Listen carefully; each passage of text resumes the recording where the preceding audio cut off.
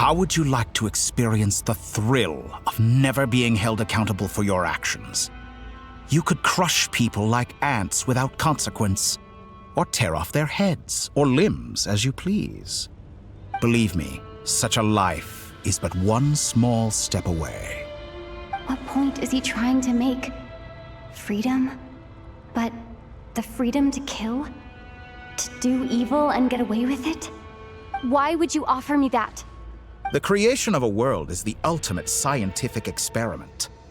I have taken my research to the highest level, where I shall be not just a god, but also a servant to many sacred spirits. I shall heed the truth and perform holy deeds. A god's laboratory is the perfect playground.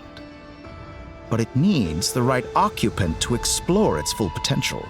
Mortals are found everywhere one looks. Not so with Descenders. I'd prefer my first guest to be a distinguished individual such as yourself. And I know you could make the most of the opportunities it offers. So the condition for entering the new world is to take innocent lives. The same dilemma that Rerir once faced. Could I really bring myself to kill others for my own benefit? Rerir did. And look where it got him. Have you made up your mind? I can't do it. Your playground is no place for me. You're putting your hopes in the wrong person. But we both know I'm not quite the hero you say I am either. I have my own reasons for the journey I'm on. And they aren't all selfless. You've grown a lot since we last met. But there are still things you are unwilling to compromise on. This will only hinder you. Why don't I lower my requirements a little as a gesture of goodwill? I'll give you a little time to learn to be a less noble soul. That'll make things much easier for you. I really doubt I could live that sort of life. And yet you already sound less defiant than a moment ago. The benefits appeal to you because you can read the signs of the times. Why don't we return to my research facility? Your last visit was so rushed. There is much that I have yet to show you.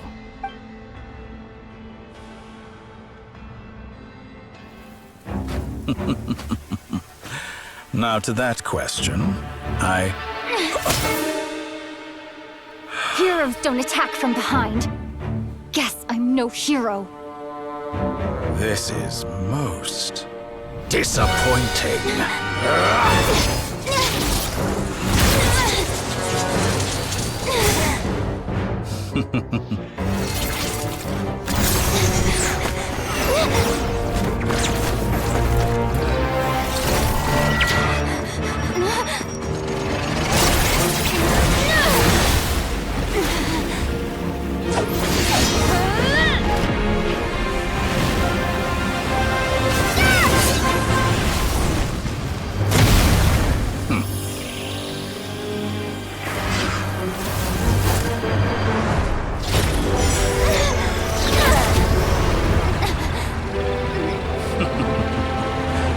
Now then.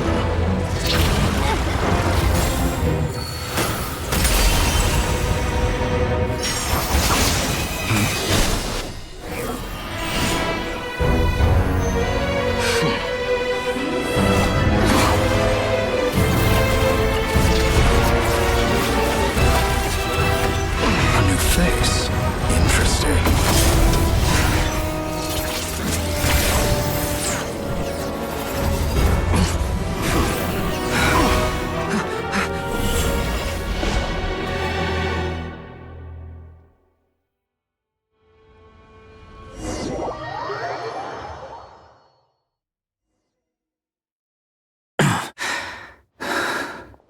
You're still gonna call me Hack Guy after that, huh?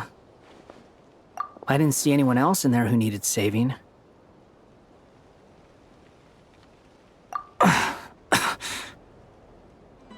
It's nothing. I'll be fine. Why are you looking at me like that? Is it that shocking that I'd come to your rescue? I owed you a favor back in Sumeru. Now we're even. Distracting Dotori was tough. I won't lie. He's not gonna fall for the same trick twice. That was my one shot. I'd hoped to use it to take him out. Ugh. I never wanted to obliterate someone more than I do right now. Dotori doesn't recognize me, but his segments were originally made based on an analysis of my operational principles. I expect it's only a matter of time before he figures out what I am. So Dotori doesn't recognize Wanderer because he deleted himself from Irminsul. Did he really miss his only chance for revenge by saving me? Why the long face? Hey, I'm not blaming you, okay? And I'm not complaining either. Rescuing you and killing Dotori are equally important goals. Everyone would be pretty stuck without you. It's best you live to fight another day. How are you holding up? Are you all right? Hat Guy said to put safety first, so we agreed to run as far away as we could after leaving the energy field and only meet up once it was safe. You don't look injured. It seems that Dotori didn't do anything to you. All right. Rescue operation complete. Let's head back. There's a lot more work to be done before this is over.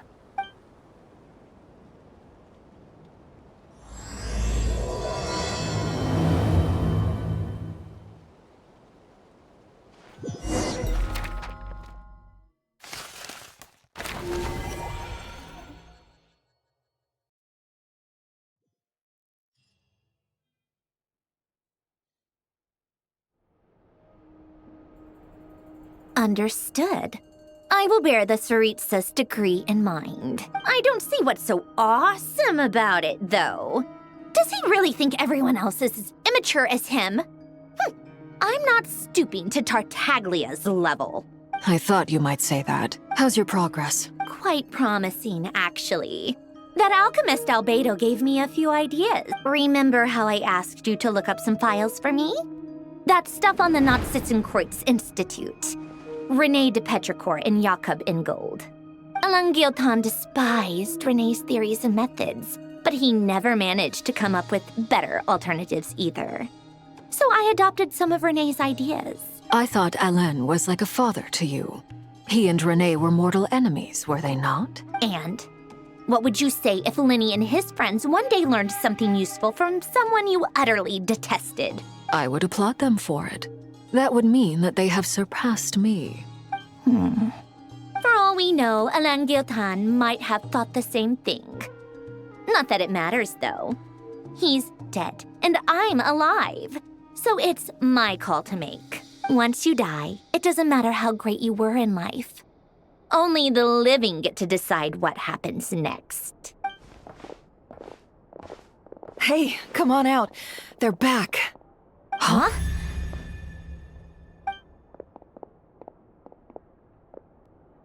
You're back? And your head's still screwed on? And you still have all your limbs? What does it look like? Way to keep your composure, madam. Excuse you. I am perfectly composed. Glad you're okay. Yes, it's a huge relief. Worry? Oh, yeah, right. You think we, the Fatui, were worried about you? We were worried sick. Hey! The Traveler and I were already friends. You are free to join this mission in whatever capacity you please. Much like your tea parties. It's a laugh a minute with you guys. I must say, I was quite surprised when Mr. Albedo told me he would need no additional aid. We discussed this on our way back as well. I am rarely so unequivocal, but in this case, we had full confidence in Hat Guy. He said he knew what he was doing. Albedo and I pretty much had to just wait outside on standby. Meanwhile, Hat Guy broke into the energy field and rescued the Traveler solo. You didn't have to mention that. Well, I'm thoroughly impressed. You are a force to be reckoned with, Hat Guy. Is she back? Is she really back? Traveler! It's really you! Oh, thank goodness! Paimon missed you so much! You can finally breathe easy, Paimon. It's great to have you back in one piece! Oh, Paimon's been having nightmares the whole time you were gone! Look at them. You know, once you reach my age, There's nothing better than watching a misty-eyed reunion between friends. It's nothing. Same goes when you get to my age, too. I bet Ino and Anefa would be tearing up as well if they were here. Varka, I'm not sure Anefa can cry. Oh, yeah, good point. Hey, your eyes are looking a little red and puffy. Come here, let's hug it out. What? Ew, no! No, thank you. You're not my dad, okay? Knock it off! Everyone, I'm sorry for all the trouble I caused you. But the silver lining is, I didn't come away from this ordeal empty-handed. While I was being held captive, I learned a lot about Dottoro's current capabilities and what he plans to do with them. Allow me to explain.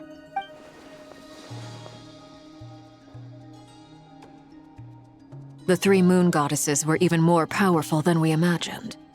No wonder Dottore believes himself to be equal to the gods, maybe even superior. Utter blasphemy. While everyone was gone, Nefer and I made an interesting discovery, and I believe Miss Sandrone has something to share too. Ma'am, perhaps you could do the honors?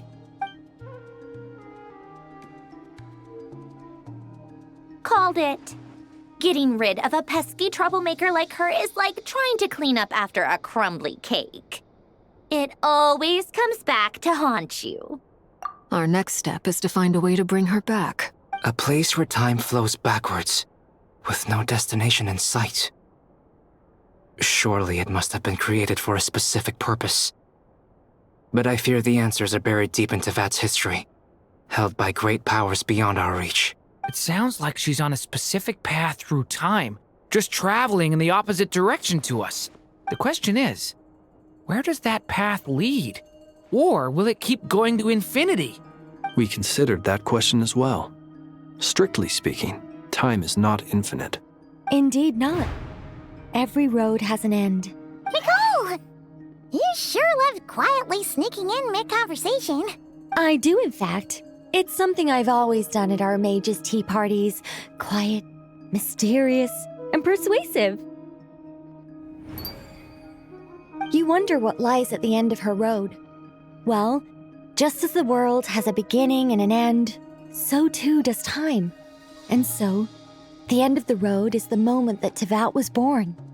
But where Miss Columbina will end up along this road, that depends on where this particular river of reverse time began.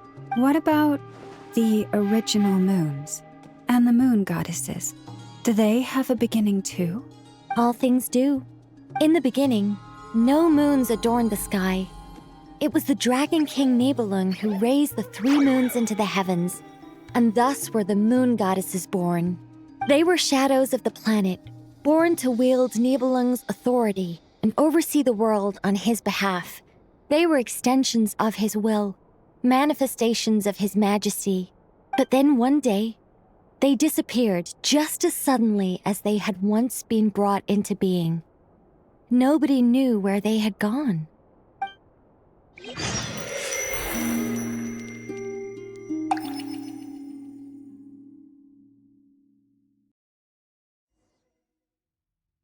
Like I thought, no more paths back to reality have emerged since.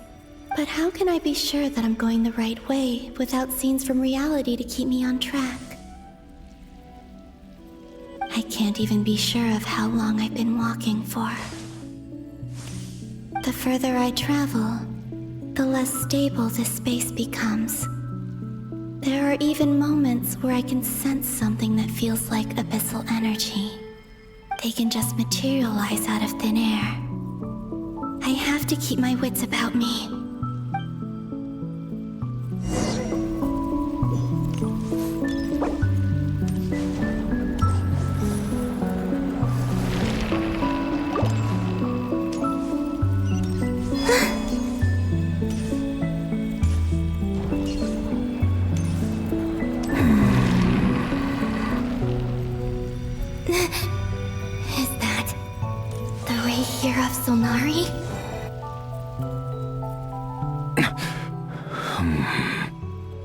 You are the moon goddess. But how? Please, there's no need. I'm not interested in fighting anymore. I find that a little difficult to believe. Yeah. Honestly, so do I. The way you used my own power against me was... It was a brilliant strategy. And then, in the final moment before I was thrown into this space, I got to see an old friend. Mr. Dainsleif. Right. It was so long ago now. But we were friends once. And when I first got here, I was filled with hatred, remorse, and rage. How I cursed and devoured. I tore everything here apart. I was consumed by the desire to leave this place and have my vengeance. But to no avail. This is a place with no exit. This is the second time I've entered this space. Though I have no memory of the first. I was torn to shreds the moment I entered. But this time I survived. It must be partly because of this new body. And partly because of all the Kuvaki I absorbed in Nodcry. Are you the source of the abyssal power in here? Not all of it. Some is from when I first arrived here and tried to destroy everything. But there was already a degree of abyssal power here before I entered. And like a venomous snake baking in the merciless sun, it tried to slither into my shadow. Tried to? So, you rejected it? Yes. Because after that, the world suddenly became silent for a moment. What do you mean? The voices in my head, they were gone. And then, I saw her. Her? Thalindis. My former lover. Never mentioned that she saw a memory of Thalindis leaping into the moon's reflection. More precisely, I saw her afterimage. I'm sure the real her is long gone. She was just an ordinary Conrian. She couldn't have survived here for very long. Anyway, why have you come here? Didn't you know it was a dead end? If I hadn't escaped through the moon gate, my friends would have been in far greater danger. Oh, I see. Because of your power. The power of a moon goddess. What? You'd like to know how I know, wouldn't you? The one who resurrected me said so. I could hear a deep lust for power in his voice. Do you mean... Dottore? Dottore. So that's what he's called. He'd been collecting fragments of my body for a long time. Also that he could resurrect me at the moment of his choosing. I had no interest in his research. But being as corroded by the abyss as I was, we were aligned as far as hunting the moons and recovering my strength were concerned. So that's why the Wild Hunt suddenly became so active in Nodcry. When I left the Fatui in my weakened state, Dottore must have felt that his time had come. Moon Goddess, could I ask a favor of you? What? I know this is a lot to ask, especially from someone who tried to kill you. If you refuse, I won't fight it. But this is the only thing I desire now. Nothing else matters. What do you want? I'd like you to take a message to Thalindis for me. Thalindis? But... Yes, she's dead. But like I said, I saw her afterimage. I can sense that some part of her soul remains here. Far, far ahead. Why don't you go and speak to her yourself? I can't. I don't know why, but I can't move freely in this space as you can. All I can see is a glimpse of her, walking away. Just like the moment when I last saw her in life. In return, I will clear these abyssal obstacles for you. No, not in return. I'll clear them for you, whether you want to help me or not. It feels like something I ought to do. Why? Yeah. Why, indeed. I've been asking myself that question a lot recently. Why did I do the things I did? I'm tired of it all. Tired of the person I became. People used me. And then I turned around and started using others. I hurt a lot of people. I think I grew tired of it long ago. But I wouldn't admit it to myself. And ultimately, that's how I ended up here. What do you wish to tell her? All of it. My past. My mistakes. Everything that happened after we were separated. Is it okay if I give her the abridged version? Yeah, I'm sure there's plenty you can skip over. Just tell her the important parts. Whatever you think that means. Like the part where you relentlessly tried to kill us? It's up to you. Love demands honesty. But my relationship with Thelindis was built on lies. We hid too much from each other. But after living my whole life in the shadows, I don't want to hide anything anymore. I will do my best.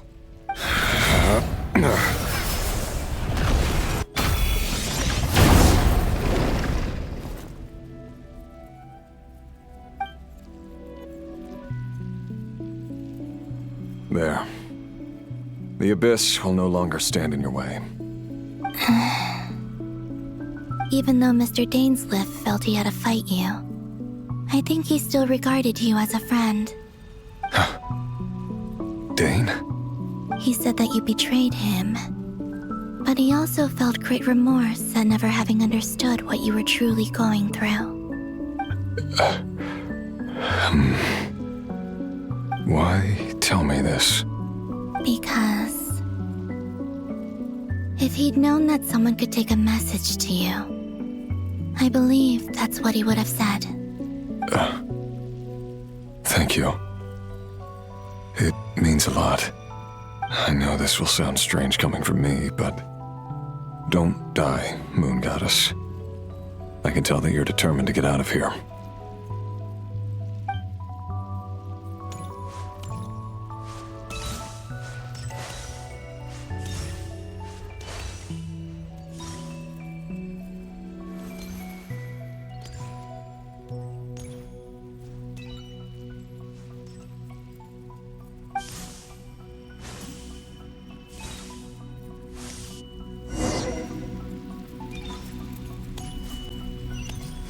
He kept his word. The abyss is no longer obstructing my path.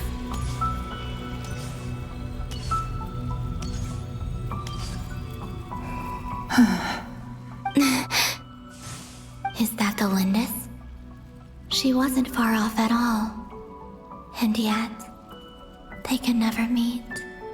Hello, Miss Thelindis. Who are you? How do you know my name? I've never seen anyone else here before. You can call me Columbina. I promised Rerir that I'd bring a message to you. Rerir? My Rerir? Is he well? He's doing better than he was. Better than he was, huh? Sounds like he's had a pretty rough time. Others have had a rough time on his account too. In many cases, their time ran out because of him. And I'm not just talking about the children of the Crimson Moon. So, things got worse before they got better. Could you tell me what happened, Miss Columbina? Are you sure you wish to know? Yes. This is my opportunity to learn the truth. No matter how hard it is to hear, I have to know. I admire your courage.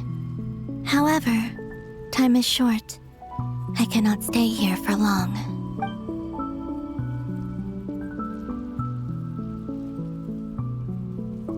Rayrir had seeds of hatred in his heart, and many people nursed them for their own ends. On some level, everything he did was to try and find a way to see you again. But in the end, he came to regret his mistakes. He wanted to apologize for hiding his past from you.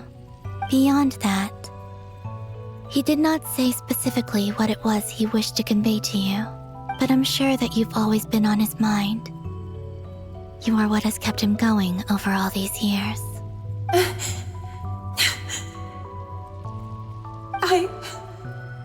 I'm sorry, Miss Columbina. This is so upsetting. I'm not sure how to put my feelings into words. It's all right. I understand. Well, that's everything from me. So, I guess I'll be... Wait. One moment. Time flows backwards here. The road ahead only leads further and further into the past. I know. I intend to reach the end of that road. Without a moon marrow, without the 3 moons' power, you won't make it far. Wait, unless... Are you one of the moon goddesses? You could say that. I see. I often think to myself, if life is like a train ride, why haven't I reached the terminus? Where am I even going? And it's not just me. It's this whole place. Wherever it is, it seems like it's existed forever. It's such a mystery. Where is it going? I must seem so ridiculous. I can't answer these basic questions, and yet I jumped right in here without hesitating, only to be torn apart the moment I entered by powerful energy currents. Only my soul remains now. Thinking back, I was suddenly overcome with fear and terror in that moment. Perhaps I too became bewitched by the abyss. I may have been the leverage it needed to control Rayrir. I used to be a researcher at the Universitas Magistrorum in Conria, researching the iridescent moon's marrow. Eventually, I came to the conclusion that time in here flows in reverse. Rayrir was one of the Vinster King's retainers. With me, he was in an impossible position. It plagued him constantly. I wanted to help him escape his lot in life. I wanted him to be happy, so I thought I'd use this place to return to the past. At the time, I thought I could just go back to the day that the Vinster King first found the prince. It was only after meeting the prince that the Vinster King started going too far with his research into the abyss. That was the day all of our woes began. I thought I could stop the king from ever meeting him and solve everything. I couldn't kill the Vinster King himself, so I had to find another way to save Rayrir. That's why I wanted to go back, to kill the person who had brought new possibilities to our realm. I'm sure it was a futile endeavor, but the abyss probably enhances the basest human desires. So I naively hoped I could change everything. But I was simply too weak. Like a speck of dust against the whole universe. Look at me. I didn't even survive the journey here. Not physically, at least.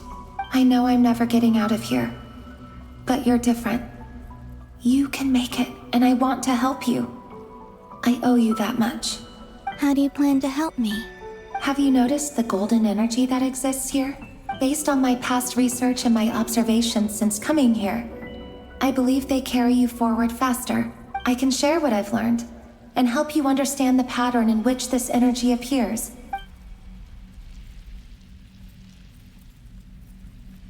I think you just might... Now, I know you will be able to change the past. Also, I've been speculating about where this space ends. The documentation was scanned, but from what I know of the legends about the moons, the oldest ones seem to begin with Nibelung, king of dragonkind. I have no way of verifying any of it by this point. But if it's true, you might be able to reach that era if you keep walking. Understood. Thank you, Miss Thelindis. I'm the one who should be thanking you. If you hadn't entered this realm of everlasting death, what use would my deductions be? Thanks to you, they have some meaning. About Rayrir, I'm so sorry. For everything. It wasn't your fault. That's not true. Because we both feared bringing trouble upon each other, neither of us ever told the truth. And that dishonesty sealed our fates. But enough about that. I wish you a safe journey, Miss Columbina.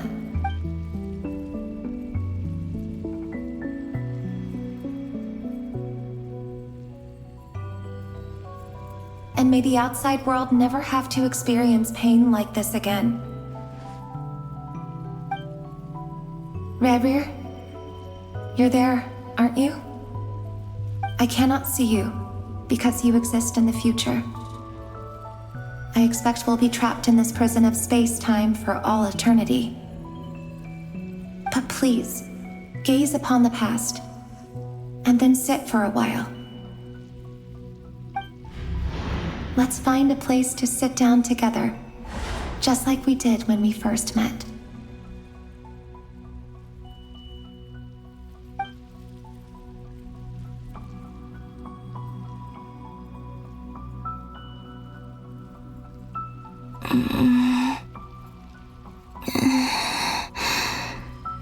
How long have I been walking? How much further till I reach the end? Is there even an end to be found? Everything's getting blurry.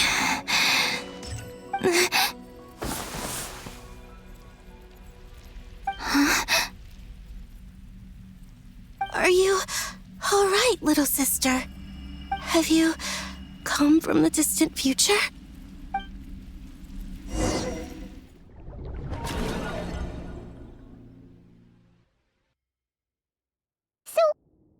Exactly did the moons just disappear?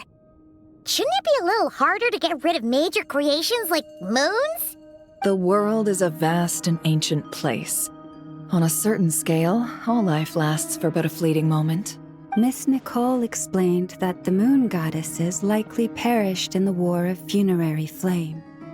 The moons themselves were also destroyed at that time, save for the Frost Moon, from which a new moon goddess was later born.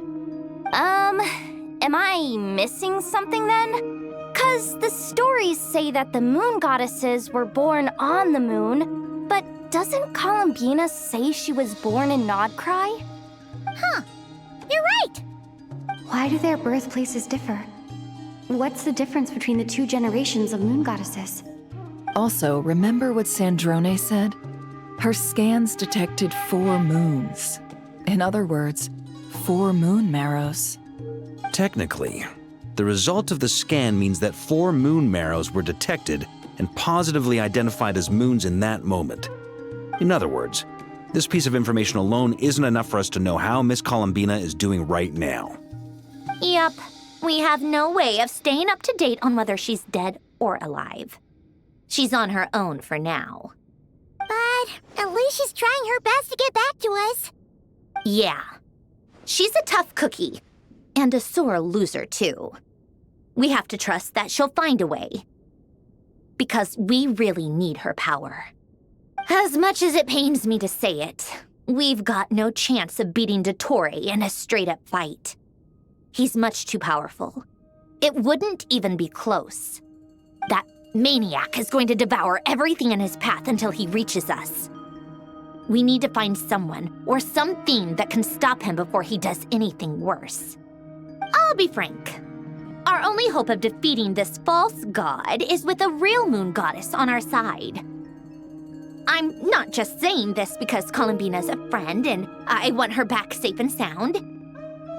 It's just the truth. And I know that even she was no match for him when he attacked, but I don't have a better solution. We're not giving up on saving her, whether she can defeat Dottore or not. Right. Don't worry, Miss Sandrone. We're all aligned on saving Columbina. No one's trying to argue that we can only justify saving our friend because it will help save the world. This is about multitasking. We want to save both. So, she's more than just a moon goddess to you guys? Absolutely. Duh! She's part of the gang! And you are too, you know. Yes, I know. You don't need to labor the point. I knew that the moment I came running over with my documents that I was part of the in-group. I mean, if Arlecchino can fit in, I certainly can. Anyway, as for how we get Columbina back, I've been working on it constantly. But I think I'm still lacking certain information about the moon. I'd probably get there if I could continue my calculations, but the problem is, I've run out of computing power. Computing power? You mean you need more energy? No, the issue isn't energy, it's processing power. There's so much data to get through that the whole process has just ground to a halt. That's a tricky problem. René de Petrichor of the Nazissenkreuz Ordo once foretold the fate of the world. But I don't know how he did it. My guess is that he used the primordial sea's power. However, that won't work for me. His methodology was vastly different from my own. What's worse, they're incompatible. And to top it all off, we can't even leave Notcry. Ugh, this is so annoying. If I'd known we'd run into a bottleneck like this. Well, no, the design bureau's a bust as well. Curse that Dottore! Couldn't have made this harder for me if he tried. Oh, what do we do then? How about we grab a bite to eat and take a break? Maybe something will come to mind after you've cleared your head. You don't get it, do you? I'm trying to calculate the fate of an entire world here. And I need accurate results, not vague prophecies. Where the heck am I gonna find the computing power for that? Ahem. Anyway, time to shelve the discussion on technical difficulties. Being a killjoy isn't very ladylike, after all. Either way, we've done what we can. Rest well, everyone. Remember to let us know if anything new comes up. Hat guy? Is he hinting that we should talk outside? Let's go somewhere a little more private.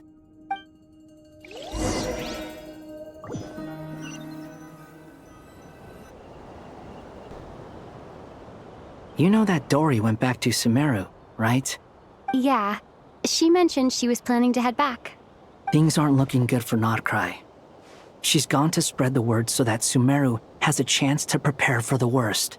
From what I know of Dottore, there are two possible reasons why he hasn't made a move yet. One is that he's still working through some kinks in his new powers. The other is, he wants to see how we're going to react. He'll easily devour everything eventually, so I guess he's in no rush to make it happen.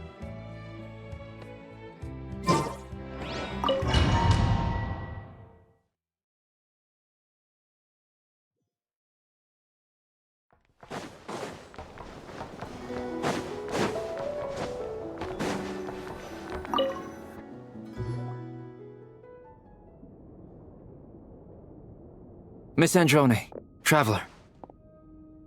Hey there. Paimon's here too! She was just helping them sort through their things. How did your chat go? That was fast. The call only just ended. Well, you said it was urgent, so we got here as quickly as we could. Albedo, I have some alchemy questions for you. I see. Looks like my knowledge proved useful after all.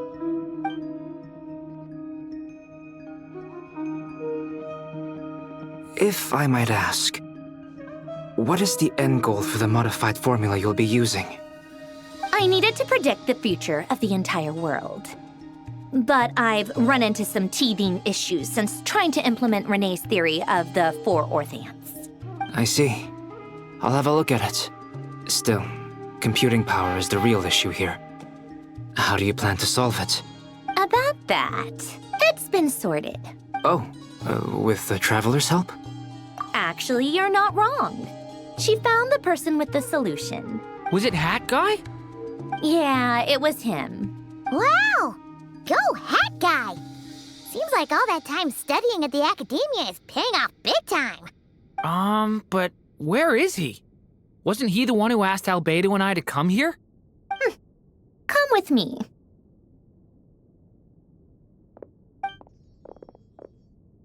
Hat Guy? What's happened to him? Hat Guy! Can you hear us? No response. I guess he's in hibernation. Hat Guy mentioned that he was a puppet. It seems that his functions are currently shut down. I presume this has something to do with the solution to your computing problem. That's right. He and the Traveler came to see me. Wait, what? You have a solution? Would you calm down? Why do you always react so hysterically to everything? Excuse me? How would you know? You shouldn't be so quick to judge complete strangers. It's very bad manners. Oh, please. It doesn't take that long to figure out that you have a temper. Where does a mere student get that kind of confidence? I've actually published more papers than you. Not that status counts for much. Even Paimon's applied for academia admission. Huh? Are you serious? See? This is why I can't be bothered to explain myself. She recognizes no one's skills but her own. Okay, fine. I'll hear you out. So, tell me, how do you propose to solve my computing power problem? This world itself is constantly processing all kinds of information. If it's the world's future you're trying to calculate, you need a processing device that's designed to cope with that volume. Easier said than done. Only Irminsul can handle that kind of... Wait, is that what you're suggesting? But surely we can't just plug my formula directly into the ley lines. You should be able to tell that I'm not human, right? Yeah, I noticed. The technology, though, seems pretty ancient. Very different from Pontaine's. It's a completely different system. Conrian, to be precise. I'm what they would have called a puppet. Puppets need an energy source and processing power.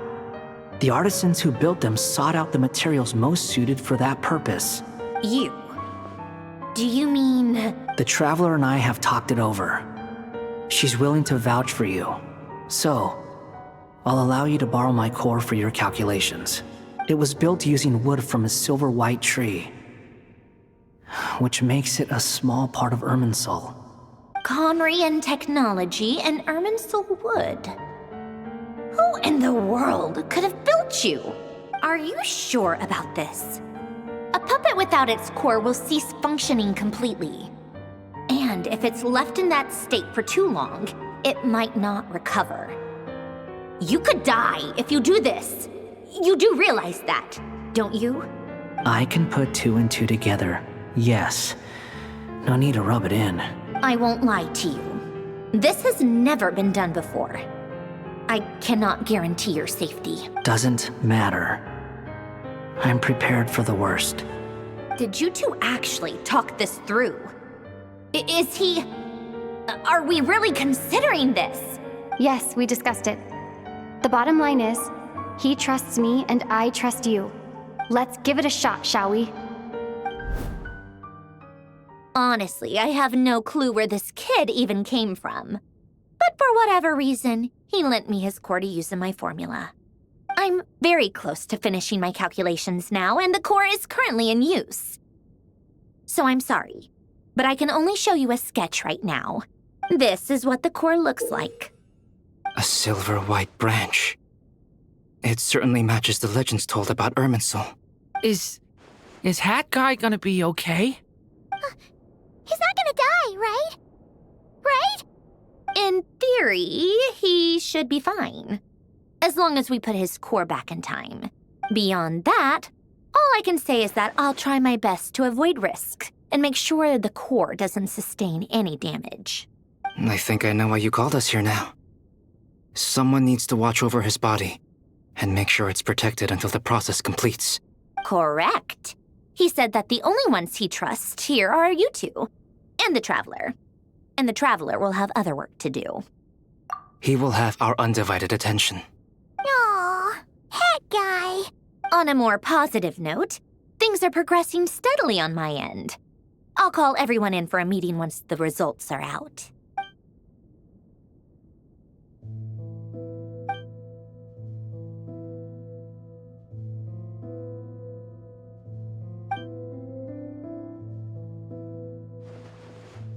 The worst case scenario with the core removal is either a system reset or a total loss of function. But I'm not afraid. A quiet death should have been my fate long ago. A core is completely different from a heart. It's like another vital organ entirely. I never believed it could be a true replacement for what I sought. But in the end, it turns out the core was more useful to me. Pretty funny when you think about it. It's like the punchline of my entire life. Do you think there's any difference between a puppet and a human? If not, then this would just be another samsara. I have already experienced both a past life and a next life. Part of me wonders whether I'm only capable of making this decision because I've become a real human. What's with that expression? Isn't this a good thing? Sandrone will succeed, won't she? She has to. She will. We all have to persevere until this is over. That's right. And I'll protect you all until a moment of victory arrives.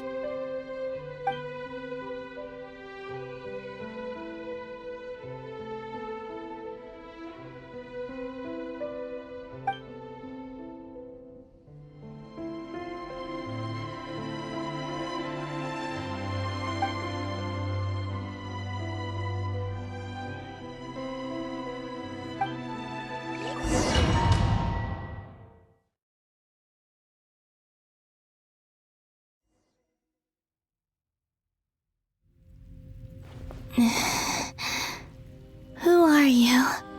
Call me Sonnet. You have the same power as Canon. Sonnet. So, you're the goddess of the iridescent moon? Oh, goodness! You recognize me? Well then, what's your name? Columbina. Columbina Hyposelenia. Hyposelenia? What a lovely name. Did you choose it yourself? It was a joint effort between me and my friends. Friends? You mean your friends in the heavens? Huh? Oh, sorry. You must be exhausted. I apologize. Hang in there. Let me introduce you to my older sisters. Do you mean the other two moon goddesses? Arya and Canon? Wow, you sure know a lot. Hey, does that mean that our story goes on into the future? Oh, I guess that wasn't the best question to ask. It's all right. We were prepared for that possibility. You could say we were too prepared. I can't even remember how long my sisters and I have been here by this point. When did you get here? How long has it been? I can't say for sure, but it feels like it's been forever. I see. Are you feeling all right? You look a little unwell. I can hold out a while longer.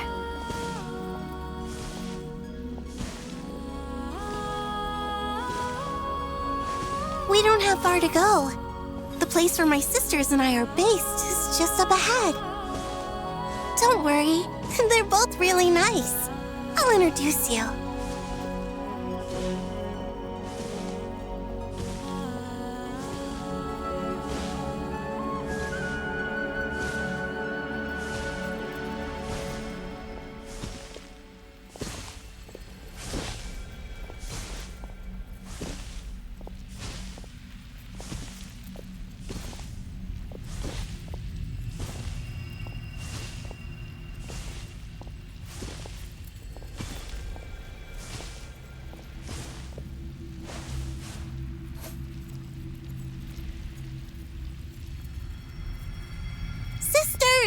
I'm back! And look who I've brought with me!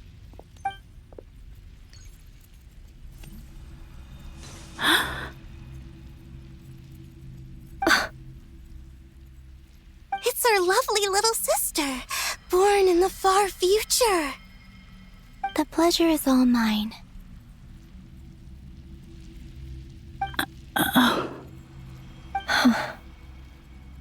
Allow me to introduce you to Columbina Hyposelenia.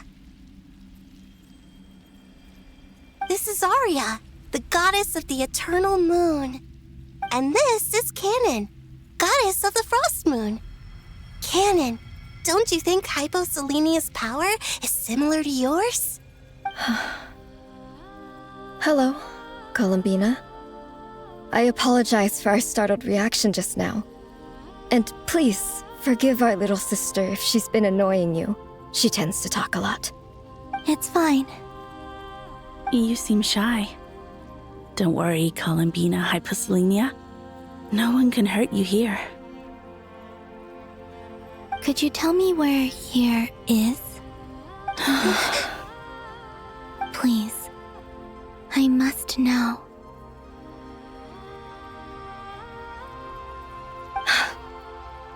My dear sister, this is where Tevat's original ruler, the Dragon King Nibelung, imprisoned the moon goddesses. What? You're scaring her, Canon. No, I'm fine. Please, continue. Nibelung, our original master, created us in the distant past to maintain Tevat.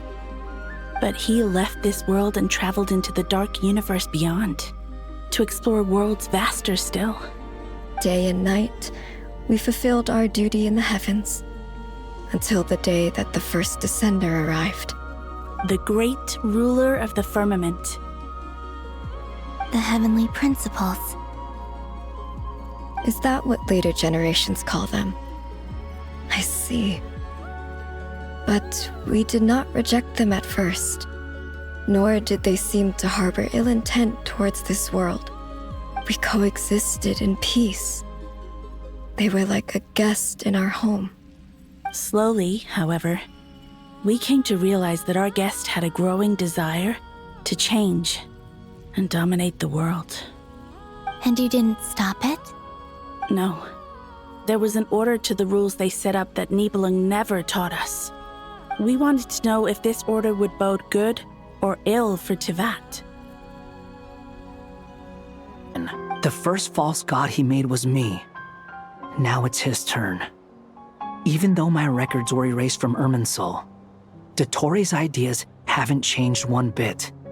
He once told me that becoming a god was like turning yourself into a hungry wolf or giant serpent to devour the moon.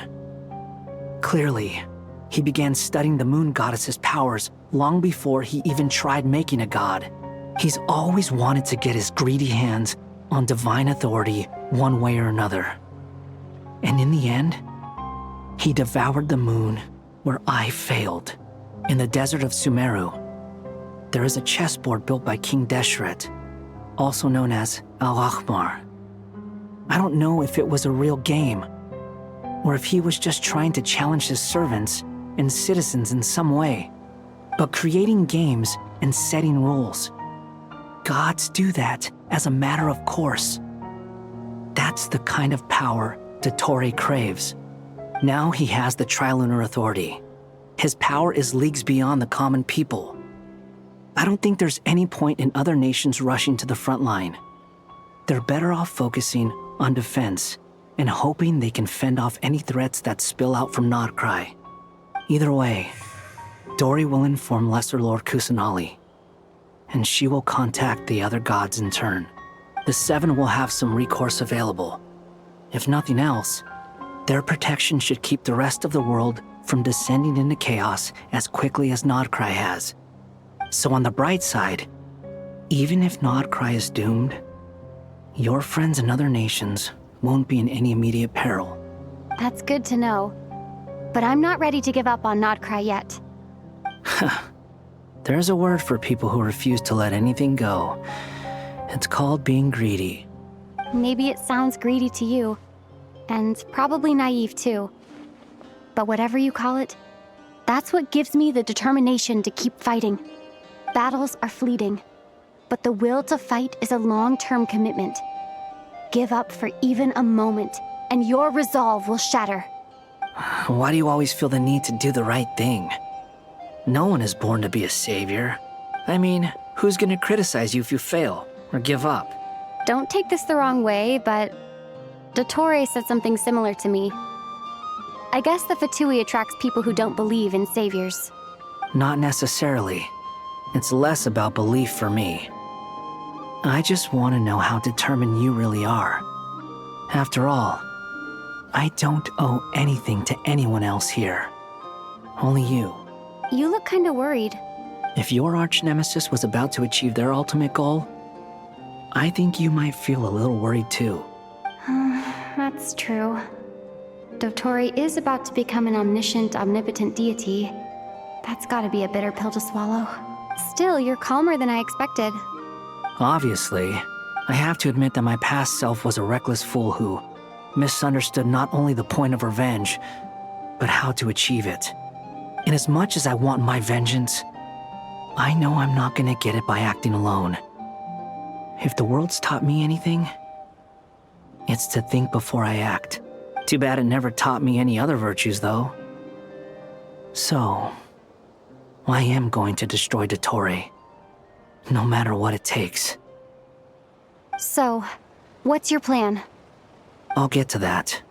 First, tell me, what do you think of Sandrone? Just like Paimon said, she's a friend, part of the gang. How much do you trust her? This is a serious question. Think carefully before you answer. Although she's with the Fatui, she has her own values, and she's helped us a lot. If nothing else, she's clearly going the extra mile for Columbina. I see no reason not to trust her. If you say so. In that case, the three of us need to talk. I have some thoughts about her computing problem. It can be solved, but it will come with a cost. How much? If I can afford it, I'll cover it. Sometimes your heroism really backs me into a corner. You know that? Come on, let's go talk to her.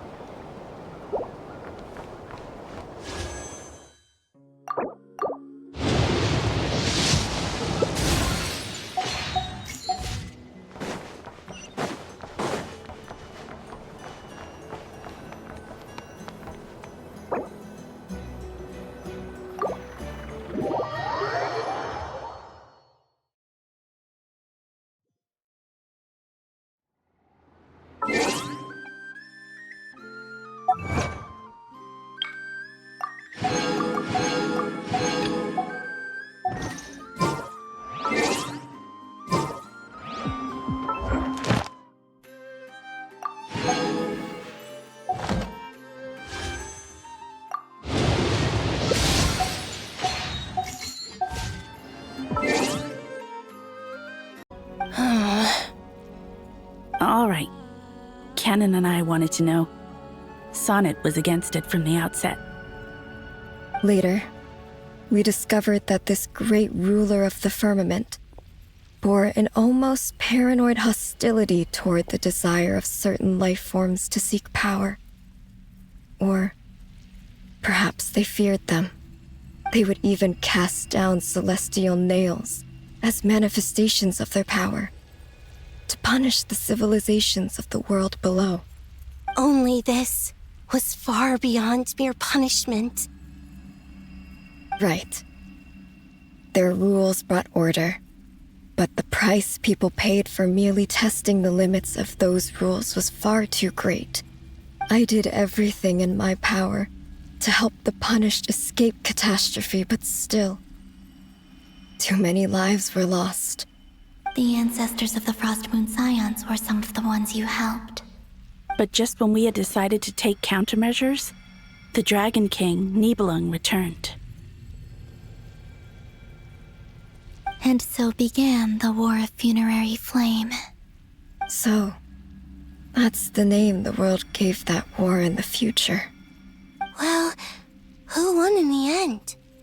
As far as I know, the Heavenly Principles won, although it came at a great cost. They remained in Teyvat, where they continue to rule to this day. And the world's original master, the Dragon King Nibelung, was destroyed. And what of the moons? Are there still 3 moons in Teyvat's skies? You can tell us the truth, Columbina. We know we are but remnants of a bygone age. We are prepared for the answer. Only the Frost Moon remains. But it has been cast beyond the false firmament by the Heavenly Principles. The eternal and iridescent moons were both shattered during the war. So death finally came for us in the end. Sonnet. But you're still here, aren't you? A moon goddess cannot live without her moon, Columbina. She's right. That's why I began to disappear. Because the Frost Moon is cut off by the false sky. How much worse it would have been if it were outright destroyed. Our souls may endure within this lunar palace, but if our moons are destroyed, then we shall disappear the moment we depart from it. I'm sorry. There's no need to apologize to us, dear sister. If anything, we owe the world an apology. If only we'd decided to act sooner, rather than arguing amongst ourselves. all the more reason not to spend this time in regret and repentance. Instead, we should focus our efforts on how we might help our future sister. Sorry? Don't you see, Columbina, your story is not yet over. Is that not why you are here?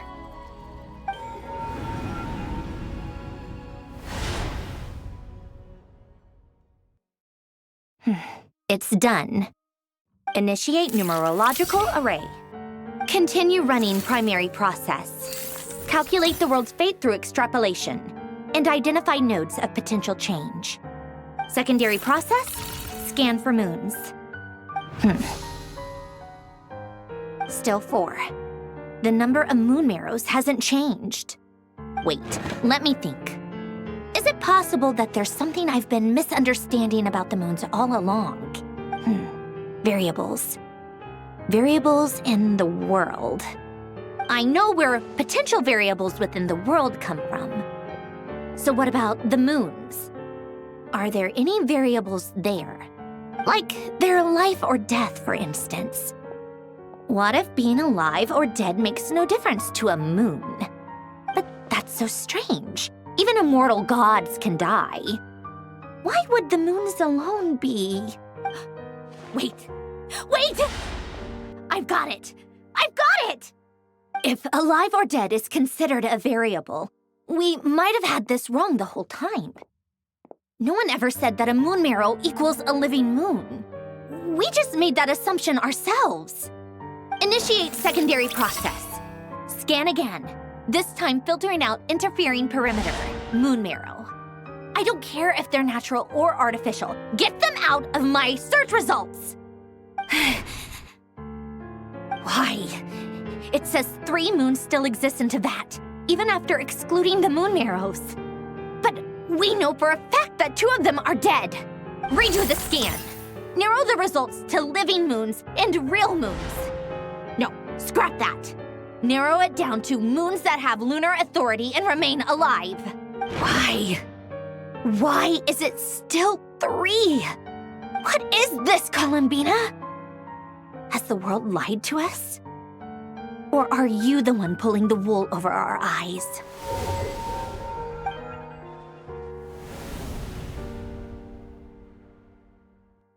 So, you think that the moon's reflection might be where Nibelung imprisoned the 3 moon sisters? Yes, it would explain a lot, such as why that space would respond to a moon goddess's power, opening the moon gate at her command. It would also explain why Miss Columbina has been unable to leave, and why time flows in reverse there. In the messages she sent, Columbina promised us she'd find a way to return. But we have no way of knowing how, when, or where this might happen. The fact that she still has yet to reappear in this world indicates that returning from that place is no easy feat. We cannot afford to simply wait for her. So you're saying, if she could return by her own power alone, she would have done so long ago? Yes, she certainly wouldn't leave it to this late stage when it's so touch and go. I've been giving this some thought, and I've come to believe that Luana's harm might be an anchor that she left behind, as a sort of future waypoint. This could also explain why Luana's heart is always by the traveler's side. Sounds like a plausible theory. If that's the case, there must be some criteria we need to fulfill to allow Columbina to return to the present. The question is, what could they be? Hello? Listen up! This is extremely important!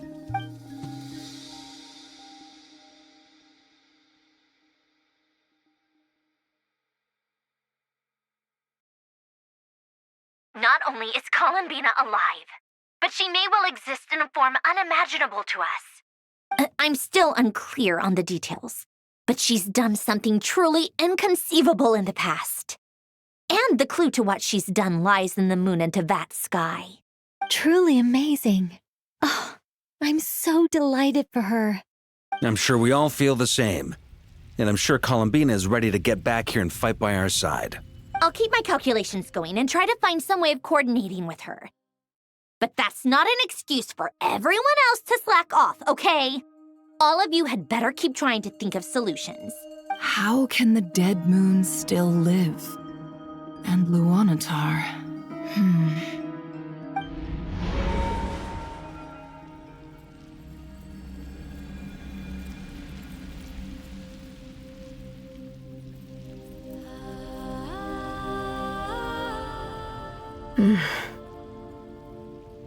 It's hard to believe that's what will happen in the distant future.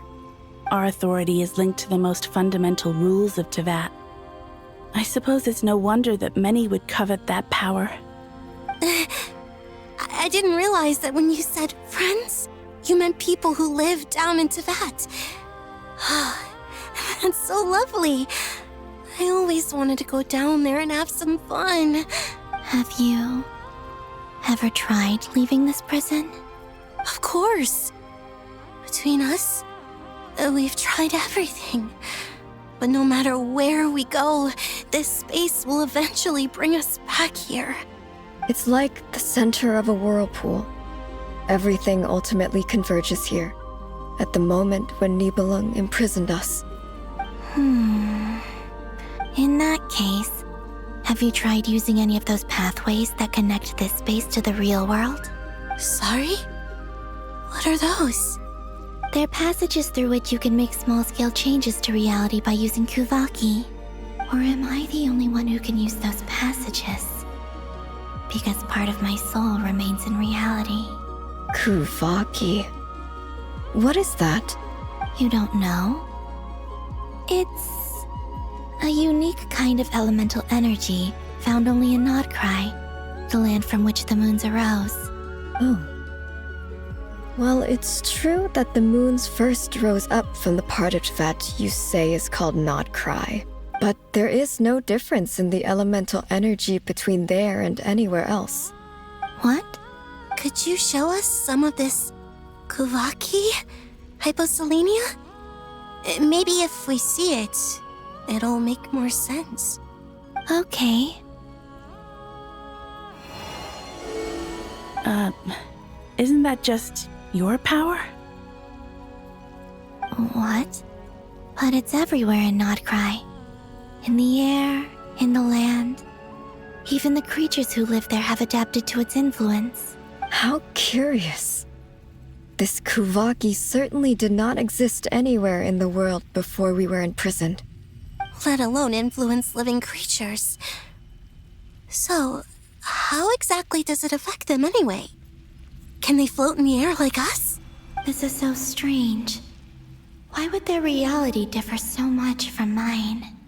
Columbina, you're looking for more than just a way out of here, aren't you? Yes.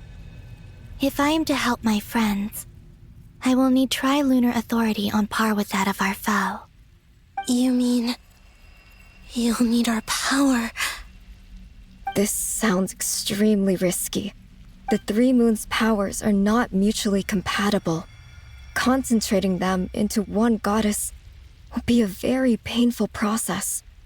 And if anything goes wrong, it could tear you to pieces. I know. But I'm willing to take that risk.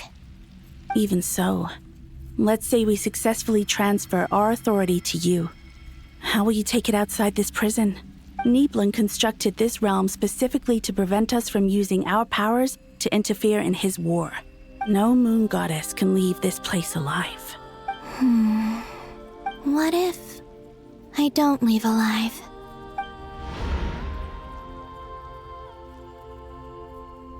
Where do we even start? How are we supposed to figure out what we're meant to do to help Columbina?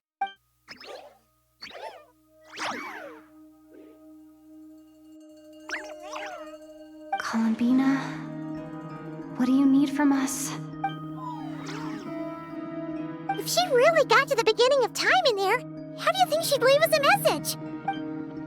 You don't think she'd write it down on a stone tablet somewhere in the hopes that we'd find it, do you?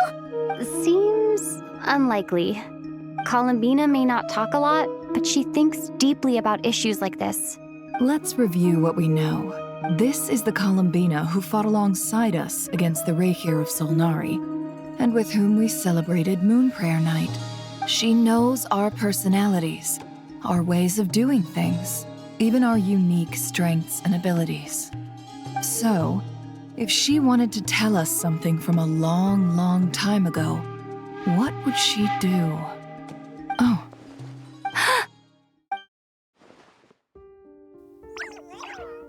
Traveler, you once said that those golden ripples also appeared when Luanatar was born.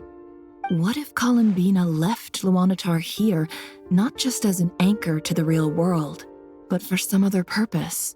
If she is part of Columbina, and Columbina knows that I can see past events through her. Oh yeah! Like when you peeked into Rerir's past through his heart! Nefer, wait! If you're right about this, and you can really see past events through Luanatar, your eyes, they'll... Oh, I know. Looking at Rerir's past in Conria was already enough of a strain on my eyes.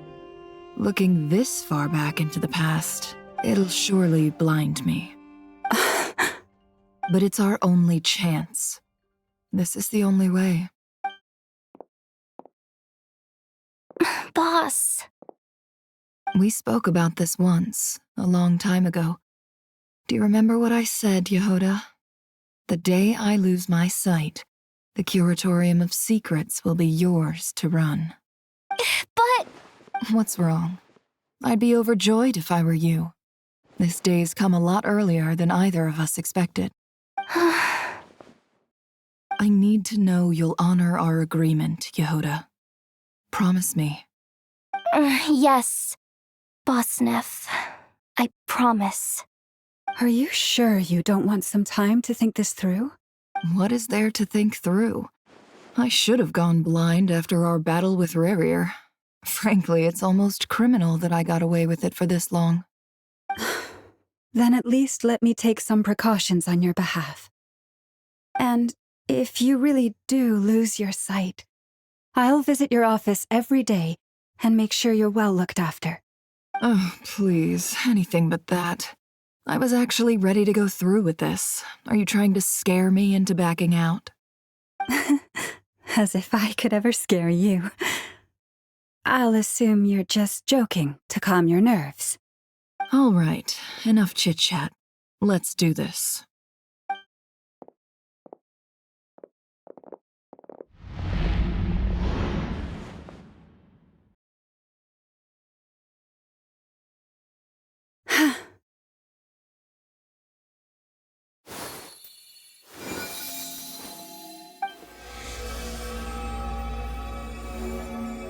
All done. Good. Now give me some space.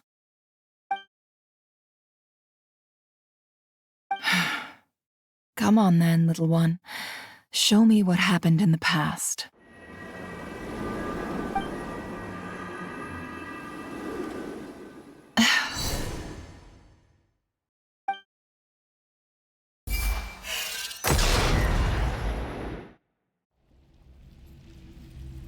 Between the Trilunar Authority, Kuvaki, and the soul-surviving moon, the Frost Moon, I think I might know how to get back. But I will need my sister's help. Time to go talk it over with them.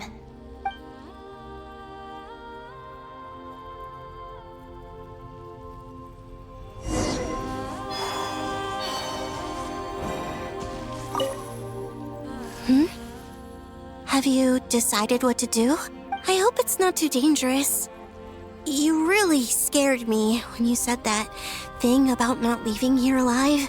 Come on, let's go find the other two.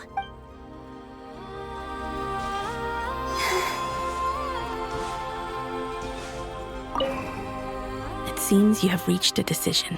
I'm all ears. What do you propose?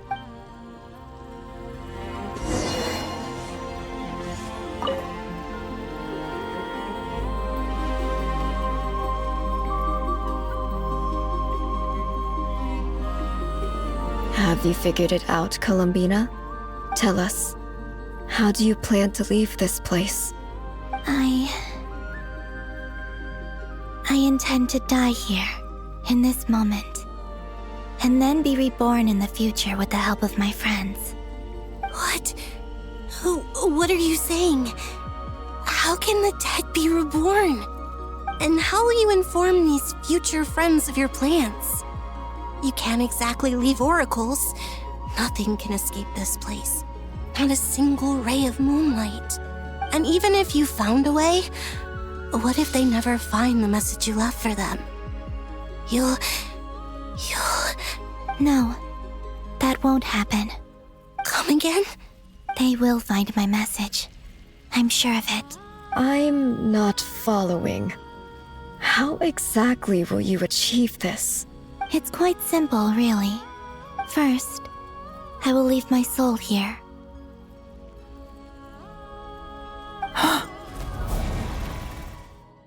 I see it. Your soul?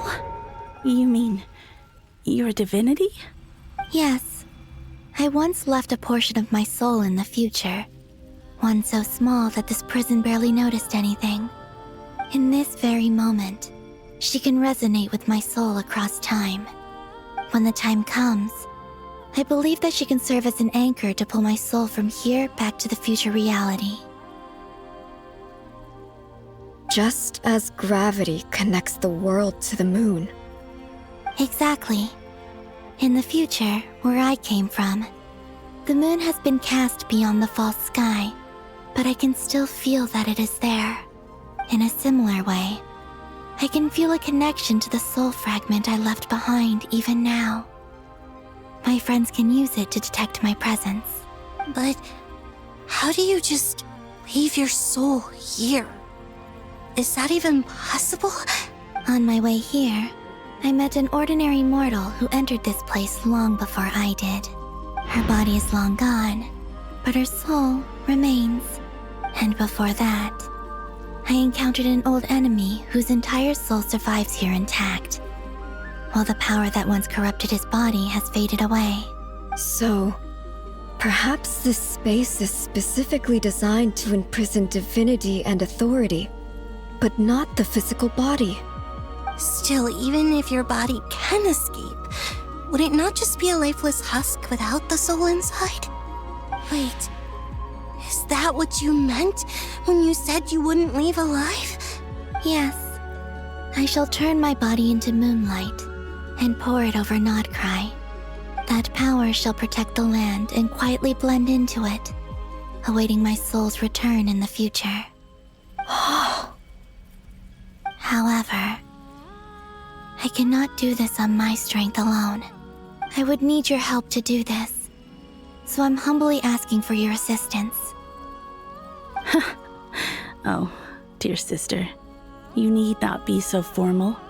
As I said before, we are but remnants of a bygone age.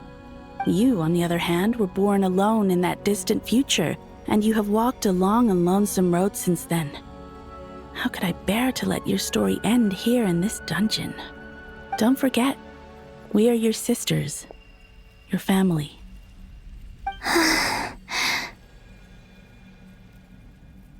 Arya's right. Actually, I've always wanted a little sister. Can you imagine how it's been for me? Getting nagged by 2 older sisters all the time. Now, I finally get to be the big sis. And not just that, but I get to help you return to your world, too. How could I say no to that? Sonnet. Canon? I'm sorry. I know this is a bold request. The Frost Moon is rightfully yours, and it remains intact. Oh, no, please, don't misunderstand me, Columbina. I was just thinking back on the years that the 3 of us once spent together. You cannot imagine how happy I am to hear of the future world you describe. The Frost Moon Scions, your lovely, kindly friends. For the 3 of us, whose purpose in life was to maintain the peace in Teyvat, it is a great relief to know that the people of this world live in such an abundant future. If your plan can save them, and save Notcry, I will gladly give you all that I can. Besides, the 3 of us have been together since the day we were born. I could never abandon them to live on alone without them. Canon. Still, I do have one question I would like to ask you before we proceed. Certainly. What is it? Why do you cover your eyes?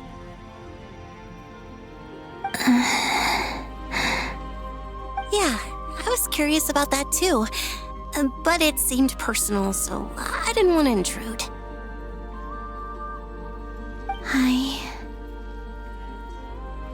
There was a time when I refused to look upon the world. I believed it was full of nothing but lies and falsehoods.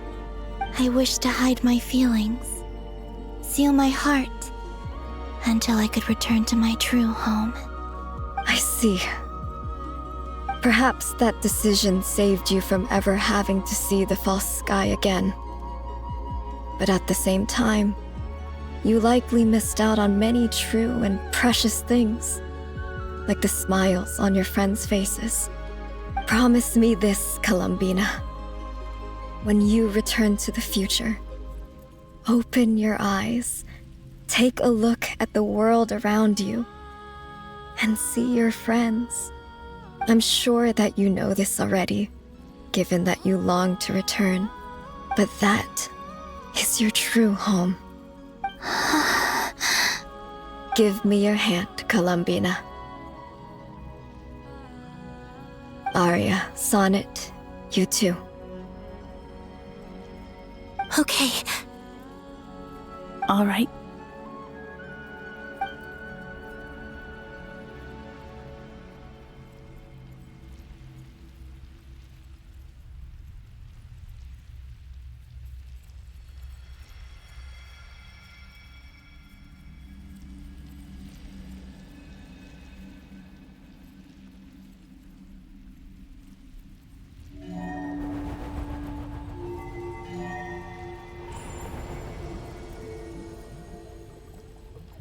We once were the songs sung for eternity, but now it is you who must continue to sing. We once were the tides in the great river of time, but now we subside, and you arise. We were the messengers of madness and inspiration. But now, the lies have faded, and your truth must endure. We are souls awaiting the sun. You must return to be with those who smile when they see your face.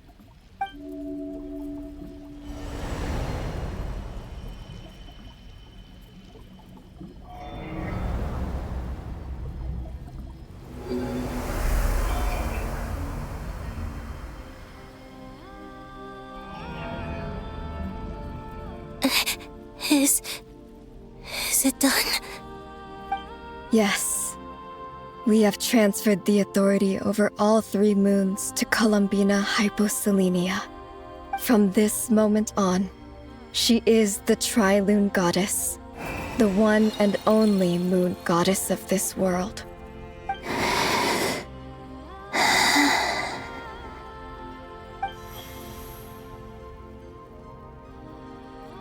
Thank you. Thank you, my sisters. Now go, and do what you believe is right, Columbina Hyposelenia. Be aware that we cannot grant you the power of the 3 moons beyond these prison walls. The conflict that arose over their remains following our disappearance will still take place. I understand. Sisters, oh, my body. It feels... Now that we have given up our power and authority, our bodies are merely mortal shells. This prison is dissolving them as we speak. It's okay, Sonnet. The end must come for every god, just as it does for every human. That's all this is. The final destination of our lives. Canon and I will be by your side the whole way. We have one final request, Columbina. Could you use the 3 moons' power to send us back into the real world? Now that we have lost our powers, I doubt this space will seek to hold us further. It's just... we would like to spend our final moments together in the only place we ever called home. Of course. Gladly.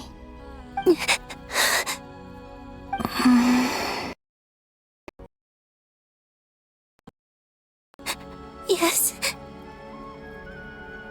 Don't... I wish I could tell her not to give in to the abyss. Not to be afraid. But is this really what I should say at this moment? Don't forget. I'm so glad to have a big sister like you.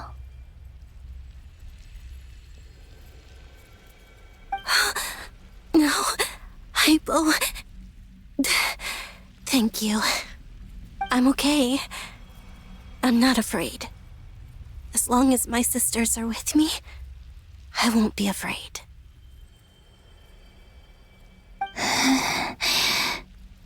It looks like this is goodbye, sisters. Goodbye, Columbina. Take care of this world in our stead. I will. And now, it's time for me to bid farewell to my body, too. May it become the moonlight that keeps Nodcry company through the long years ahead. So this is why Nodcry was not always home to Kuvaki. It only appeared after I poured my body out upon this land, and only this land. Kuvaki responds to me because it is me, my body, answering the call of my soul. And the golden energy I've encountered on my way here was, in fact, that very soul, which I am about to leave here to guide me. O power Tri-Lune, eternal moonlight. I, Columbina Hyposelenia, lay aside my body. Let it be cast into the dark night to illuminate the future. May it be a companion to all who dwell beneath the moon.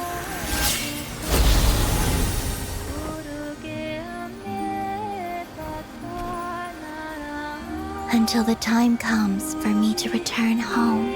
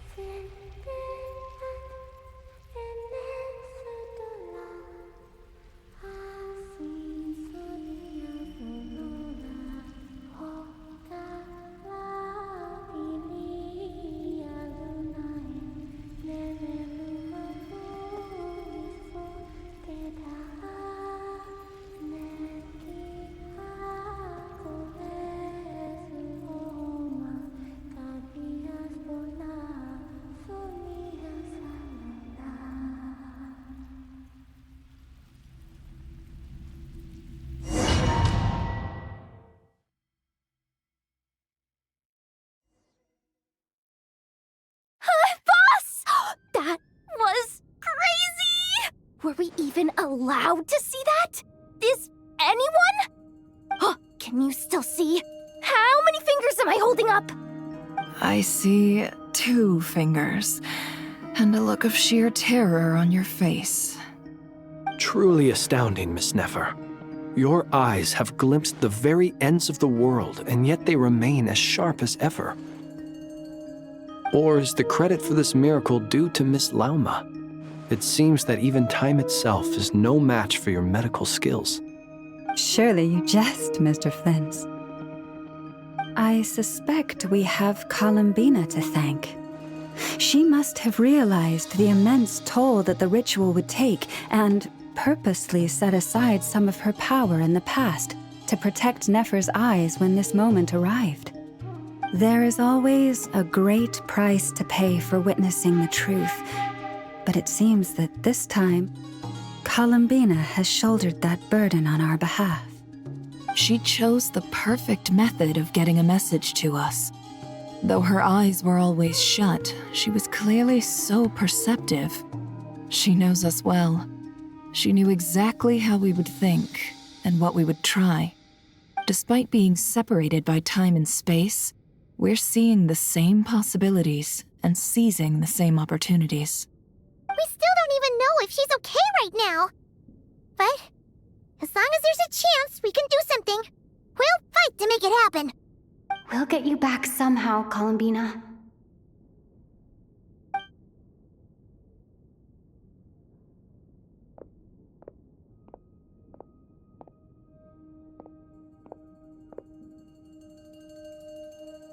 Well, based on the information we now have, let's figure out our next moves.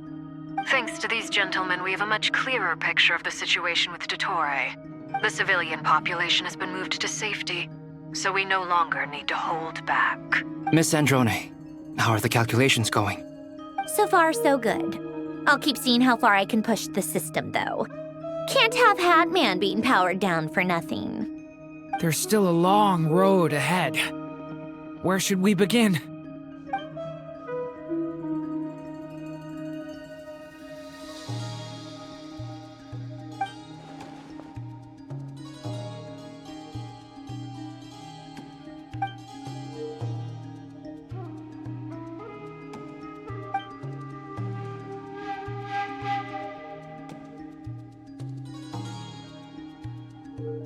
Our plan is clear.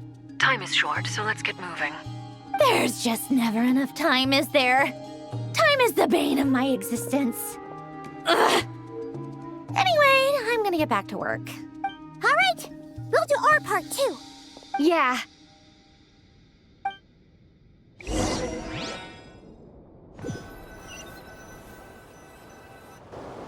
Albedo's theory says that elemental energy can dilute the light realm's power, but I'm no expert in building elemental defenses. Sounds like something out of the advanced elemental theory section of the library. Whew. You seem quite troubled. Well, yeah. I mean, who doesn't get a little flustered when they're completely out of their depth? You were the very picture of confidence back when you approached the Hexen Circle. Yeah, I could have been faking it through that whole meeting for all you know. Who's to say I'm not just a ball of nerves in a charming and gregarious package? Oh gosh, really? I'm so sorry, I had no idea. Well, you're all the braver for it. Still, I was much more in my comfort zone than I am here. At least in Mondstadt, you can cry for help from a cliff top and actually stand a chance of summoning Barbados himself. Things have never looked bleaker than they do now. If we don't pull this off, Tevat's doomed, isn't it? Oh, you think so? Actually, yes. Yes, it probably is. It's a shame. Don't put too much pressure on yourself. Tevat has faced annihilation many times in the past, but it also gave us you, didn't it? Hey, don't give me that. It's not like I'm anyone special. I disagree. Every human born in this world is special. We angels have always believed that. In that case, this humble human being has a big favor to ask of you. I thought you might say that. I'm sure Alice, in her great wisdom, sent you here precisely to help us in this difficult time, yes? Well, that has less to do with her wisdom and more to do with my power. Of course, of course. Well, the thing is, these elemental defenses we're about to build, I don't think it's a question of if they'll fail, but when. Durin's findings from his patrols make it clear that Dottore is constantly expanding his territory. First it was his lab, then the design bureau, and now this. It's not realistic to completely stop him encroaching on the rest of Nagrai. Rather, our goal should be to stall him for as long as possible. If Miss Sandroni's calculations are correct, well, they're the closest thing to certainty we have in this situation, so let's assume they are. Anyway, her calculations suggest that our best hope for victory lies in Miss Columbina's return. It's up to us to slow Dottore's advance and buy time for her to make a return. Are you asking me to help you with building the defenses? No. I'd like you to prepare for what comes next. When he eventually reaches us, we will have to fight him. You were an angel once and a mage now. I'm asking you to lend us your protection. Oh. Can I take it that you're triggering the terms you fought for during our three-way talks? Well, technically those terms were about protecting Mondstadt. But if you're happy to agree to the change in location, then yes, let's do that. You're cashing in on this much sooner than I'd imagined. Well, yeah. The way things are going, I might not get another chance. Very well. The mages have heard the knight's plea, and we will respond. To tell the truth, Alice and I had already discussed how we might help you all, so I didn't come empty-handed. I always like to be prepared.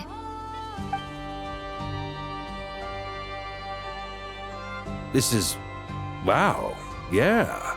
This is great. Seriously, thank you. It's been many long years since I had a chance to dazzle humanity with a little divine intervention. To humbly serve as a reliable and responsible guide. Anyway, Knight of Boreas, please accept this gift in recognition of your great virtue. Go now. May the angel's blessing deliver you safely to your destination.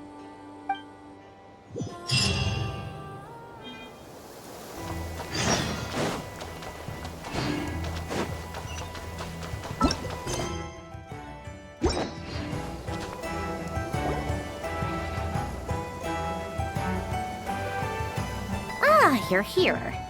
Sandroni, how are things going? Glad you asked. You two are about to become the first people to lay eyes upon my masterpiece. Or should that be the first person and the first, specter? Hey! Whatever. Come, feast your eyes on this. Wow! We've never seen something like this before. This meter displays the progress of my formula. Currently, it's still making the most important connections. Once it's finished running, I'll deliver it right to your side. And then, we can finally bring Columbina back. What do you mean, deliver it? Can't you just tell us over the Dodo communication device? It'll just be some numbers, right? Ugh, you're such a greenhorn. This isn't the kind of formula you solve in math class. It's a highly complex algorithm capable of constructing a framework of rules. Ugh, whatever. We'll be here all day if I start trying to explain it. All you need to know is the formula must be completed before we can bring Columbina back. I'll share the data with you. Nicole's agreed to let me use her information channel, so we just need to use the Dodo communication device like so. And... there. Now you can check in on my progress. Wow! Look at that! You're amazing, Zandrone! About time you recognized my genius. Took you long enough. Anyway, that's all from me. You should check on the others if you have time. Make sure we don't have any weak links in the chain. That might sound harsh to you, but close supervision is a common practice in the Fatui. Not looking to catch anyone out. I just care about everything going smoothly. That's all. I'm kinda stuck here while the formula's running, so I need you to be my second pair of eyes in the meantime.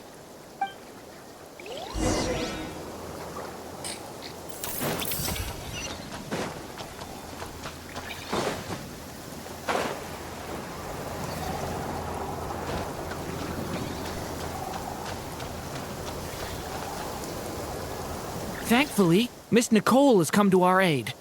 Nasha Town is now looking very well defended. Golden Flame.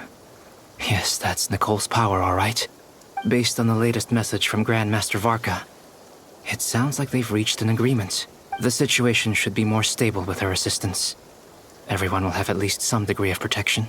Albedo! Durin! Hello there, you two. Are you well rested? That's good to hear. As per the plan, Albedo and I will be in charge of Nasha Town. As Dotori's energy field expands, it's creeping ever closer in that direction. But we will do our best to hold our position. We fought side by side many times before, and always with great success. I believe this time will be no different. So don't worry about us. Focus on fighting Dotori.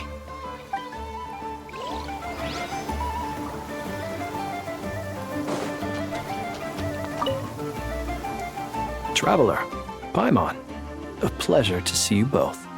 Friends! How's everything coming along? Fairly well, if I do say so myself. Personally, I am ready to confront Dotori head-on. Ooh, you sound much more serious than usual. To be honest, I am not usually fond of exercising my full strength. For one thing, it's hardly conducive to maintaining a low profile. Besides, I believe one should have the right to choose when to show their hand. I am conserving my strength until the moment of battle is upon us. Anything to boost our chances of victory. Seeing you get into the zone like this really puts Paimon at ease. Huh, Traveler? I consider it an honor to have your trust. Rest well. I look forward to seeing you both in your element during the battle.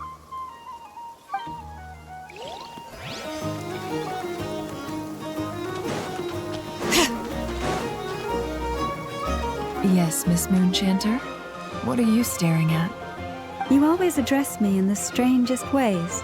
Lady Moonchanter one minute, Miss Moonchanter the next. Yes, and? Are either of those incorrect? Not as such. It's just that I simply call you Nefer nowadays. Uh-huh. That's my name. What's your point? The point is I don't add any honorifics or titles. Meaning what? That maybe we're on friendlier terms now than we used to be. Is that how you see it? And I thought I was the one with eye damage. Never! Wilma! Paimon, Traveler. Just swinging by to check in on you. How are things going? Did you manage to get some rest? Don't worry about me. I won't slow us down. And I give my all to ensure our victory. Ah, yes. Allow me to give you two a quick checkup. All done. You're both in good shape. You're welcome. You'll have your work cut out for you in this battle against Dottore, so make sure to get some rest in first. Paimon will keep an eye on her. Don't you worry. I'm glad to hear it. Take good care of yourself, too, Paimon. Sure thing.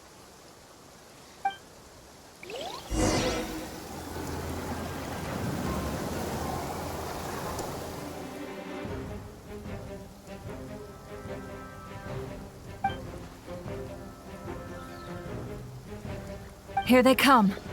That's quite a horde. As we expected. Get ready, everyone. Take your positions and prepare to engage. Let's begin. I'm at the ready.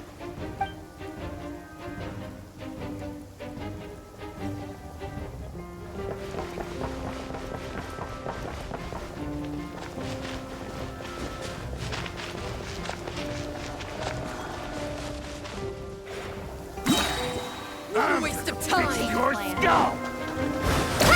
Bombs away! The night cometh. Be silent. Close your eyes. Fear them.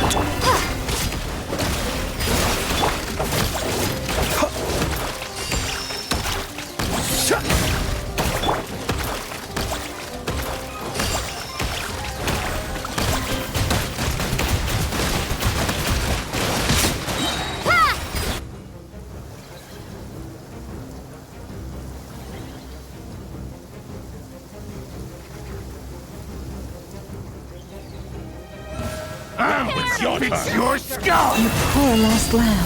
For the everlasting. These creatures cannot stand against us. Oh, fighting talk. Just don't let your guard down. That goes without saying.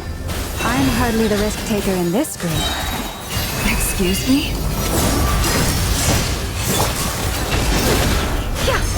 Indulge! Seek within. No more lies. Leave this place. Stay your hand. For the everlasting forest. Can't hide the truth.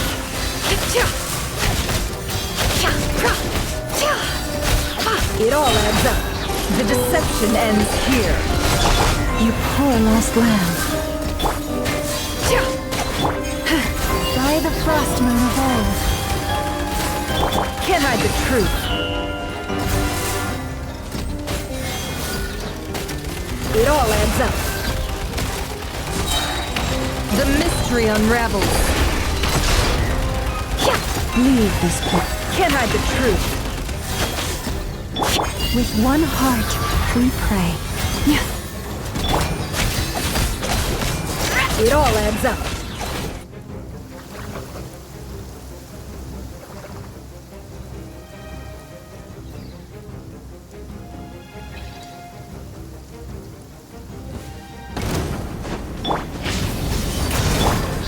Witness my great undertaking. The story has only just begun.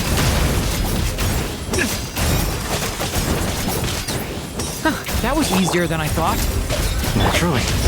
What do you mean? Is...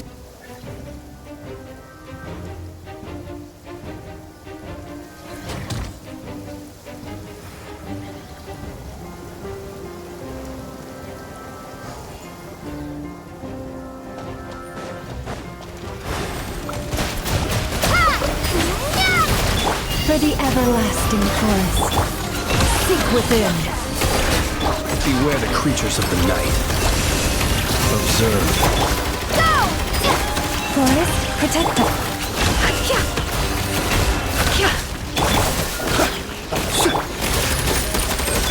With one heart, we pray. Can't hide the truth. People have always used fire to drive away wild beasts. Wouldn't a lantern work just as well? You read my mind, my dear friend. I was just about to say that. All right then, dear friend. Bring the light.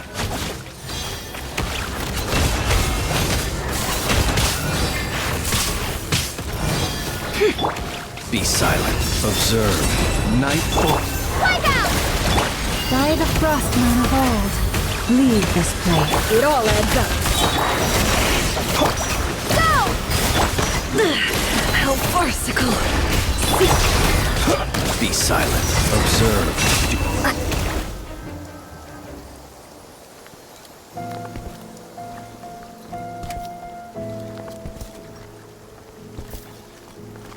You're looking well. I trust you've had a good couple of days. Dottore. It's actually a good thing, in my view. If the subjects of my experiment were to die prematurely, it would throw quite a wrench in the works. And so, I must thank you all for your resilience. We are no longer on the same level, but you are nonetheless worthy of my respect. A creator god should be merciful and gracious after all. And in any case, it is only right that before I end your lives, the world is informed of the arrival of their new god.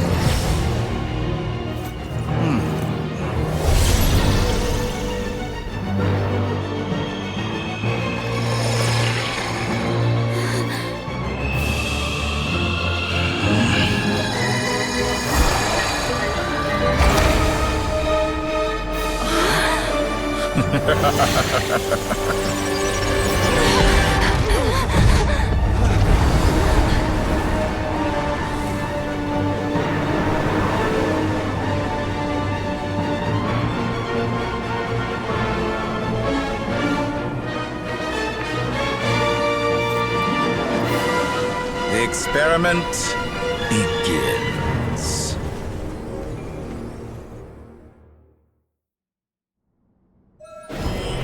With the marrow of the 3 moons in my hand, behold the false moons fall!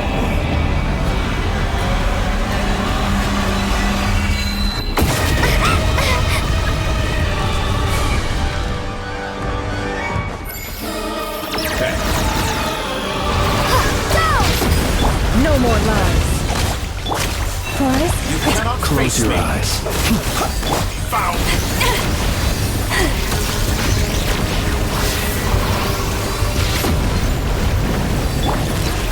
How dull!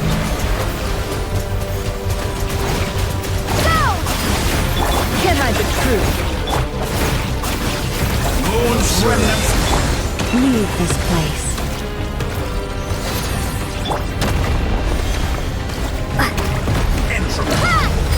No more lies. It all ends. That's more like it. Some results of For the everlasting past. Close your eyes. Be silent. Water jet! The deception ends here. Did you honestly think that would Forrest, protect us.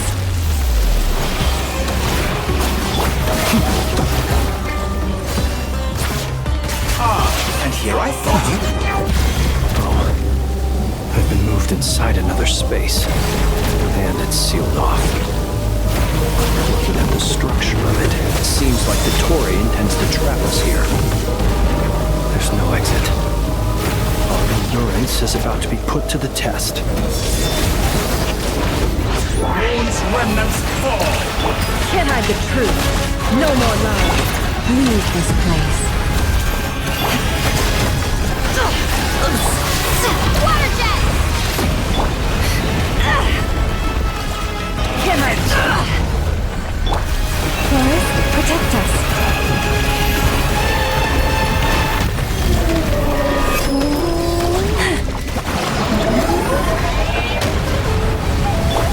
Pathetic. Good. Keep it up. I'd still be shot. No more lies. It all adds up. Found. The mystery unravels. With the marrow of the 3 moons in my hand, behold the false...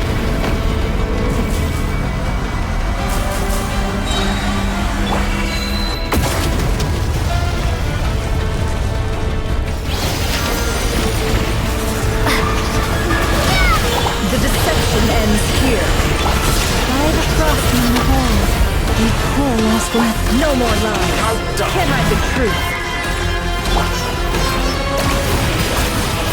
Tell me, where will you try scurrying off to next? Looks like Dottore has opted for a divide and conquer strategy. But we will not allow him to triumph. Now, I shall pray for our victory.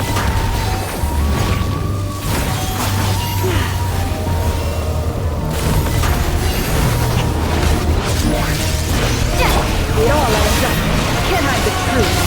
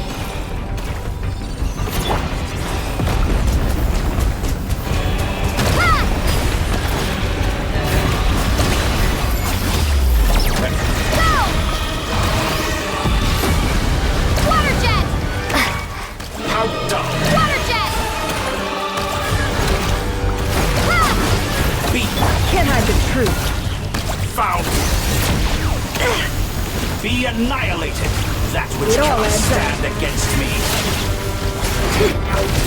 What's this supposed to be? A knockoff version of the space Columbina got trapped in? There really is no way out. We'll see about that, Dottore.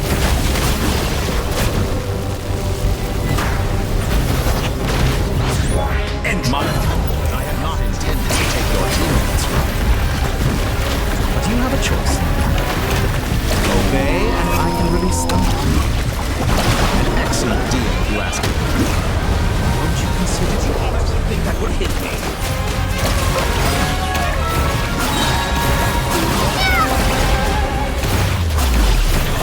Be shackled. Found.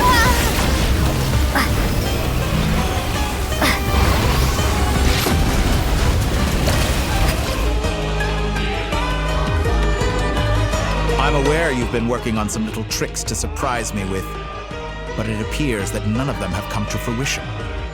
My guess would be that you're trying to bring Columbina back. But then, where is Sandrone?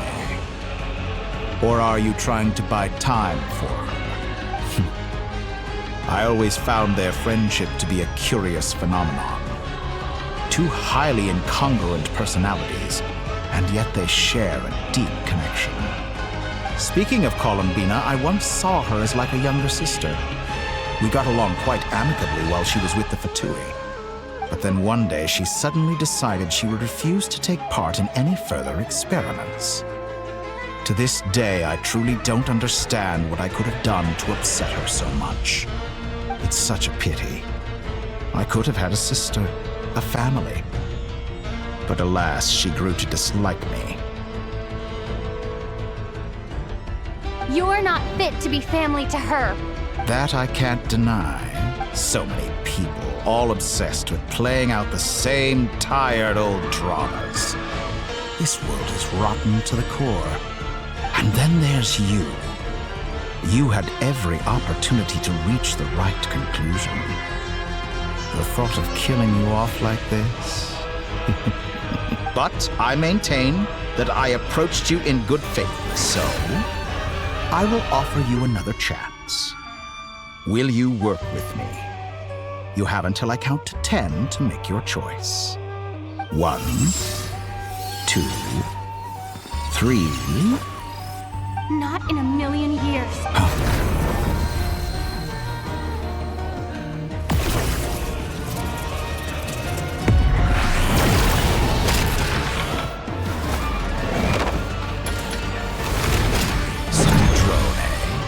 What a pleasant surprise.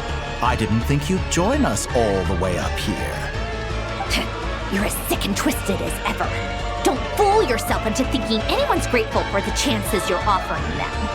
Sandrone, the formula hasn't finished running yet.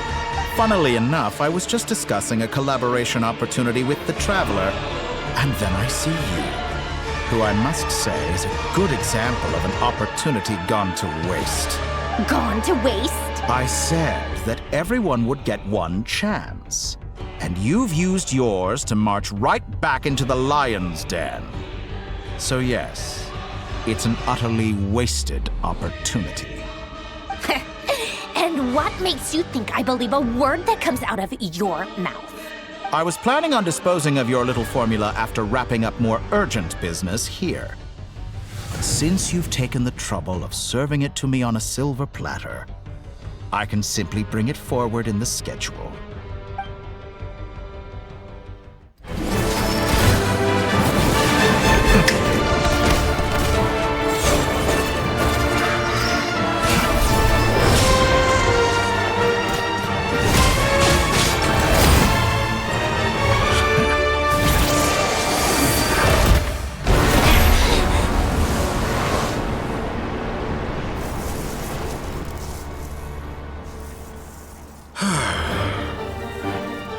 Is this your life's work?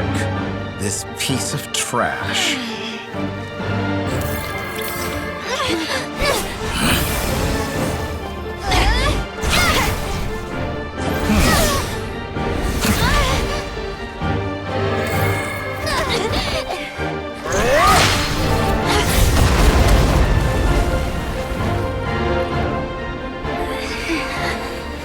Your formula runs too slowly, Sandrone. You put your hope for success on others instead of fighting dirty. That is why you have failed. Now, whom should I slay first? Any volunteers? No one? How nice of you to leave the decision to me.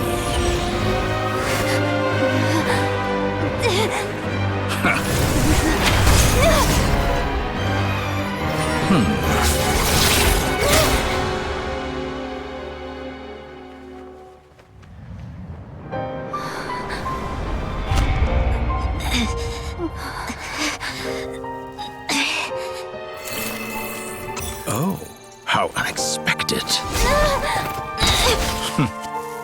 Sandrone, any last words for me, comrade?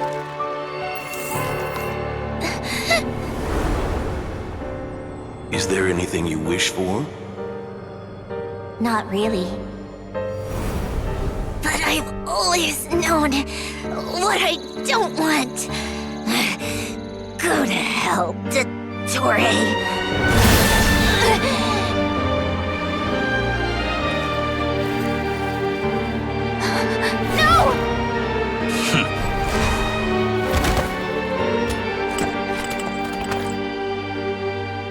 And now, you have failed.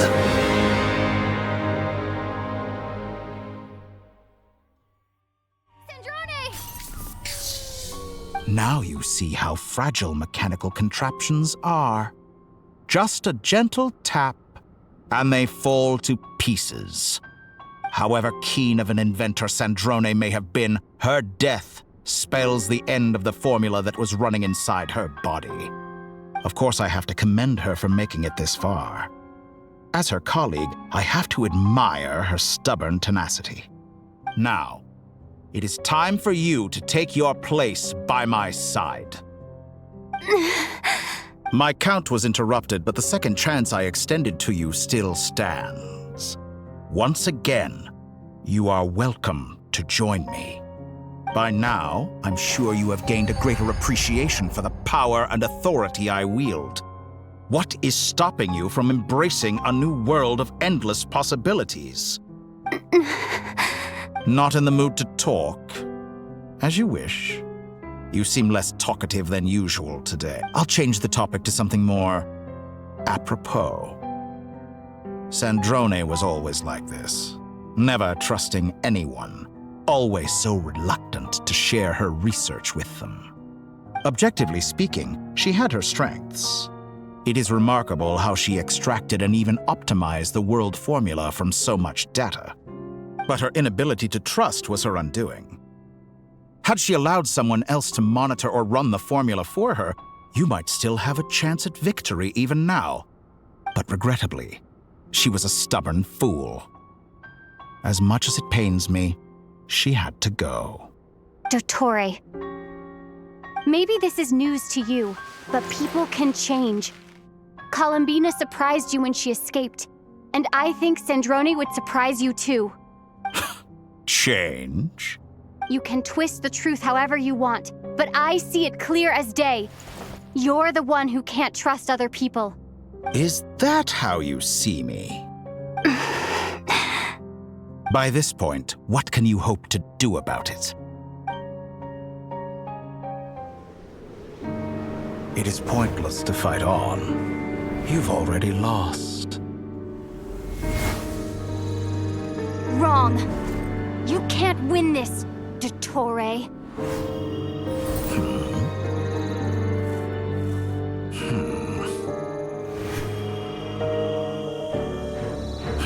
What?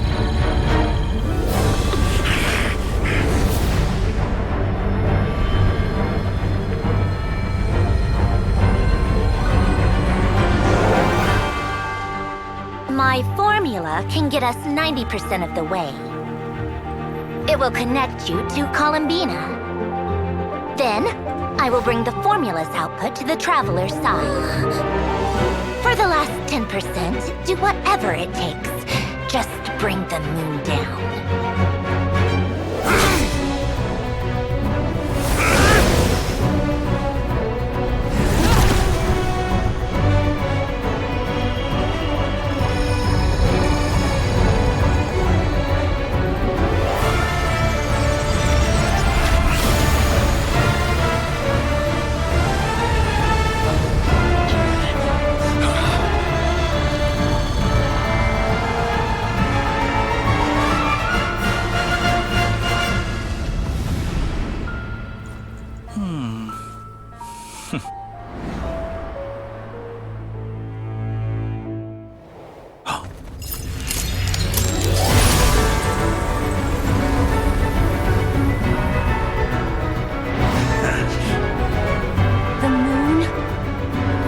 Never be yours.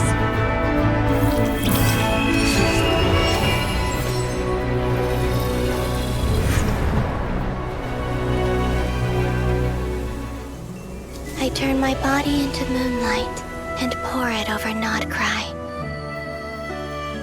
My soul, I leave here to inform my future friends. Lastly, I will hide the Trilune Authority within the Frost Moon.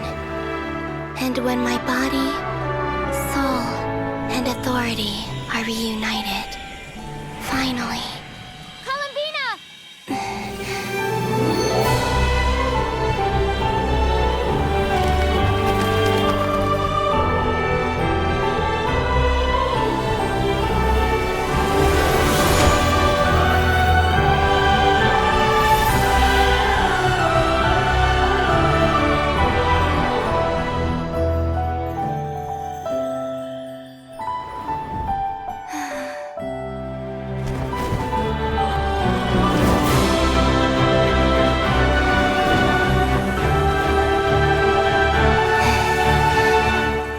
It's been too long.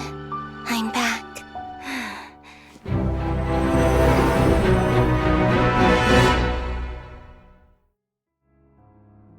Stay focused on the battle, Traveler. What a touching reunion!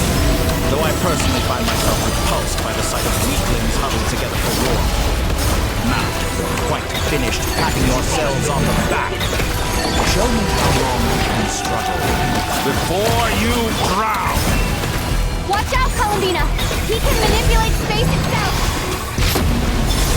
Wait for the right moment. We'll strike together.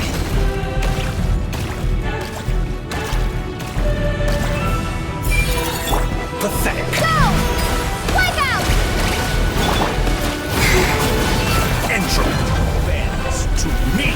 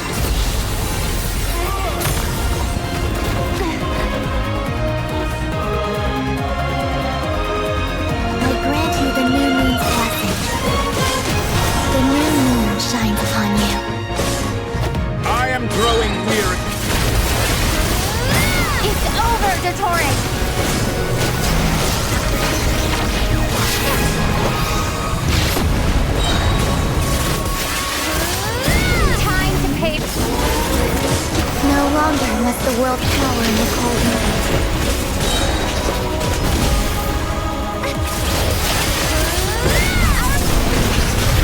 Let the moonlight dispel the darkness. World! Everlasting as the moon. So you rather wallow in this rotten, decaying world? So you rather wallow in this rotten, decaying world?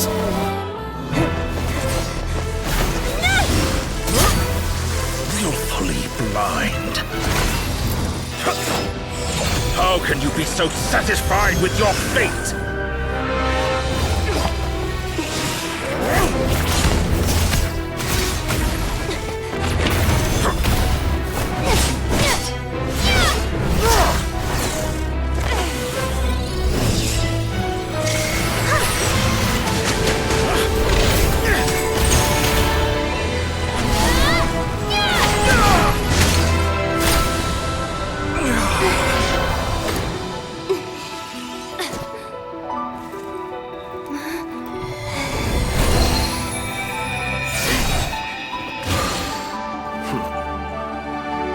This battle was never about fate.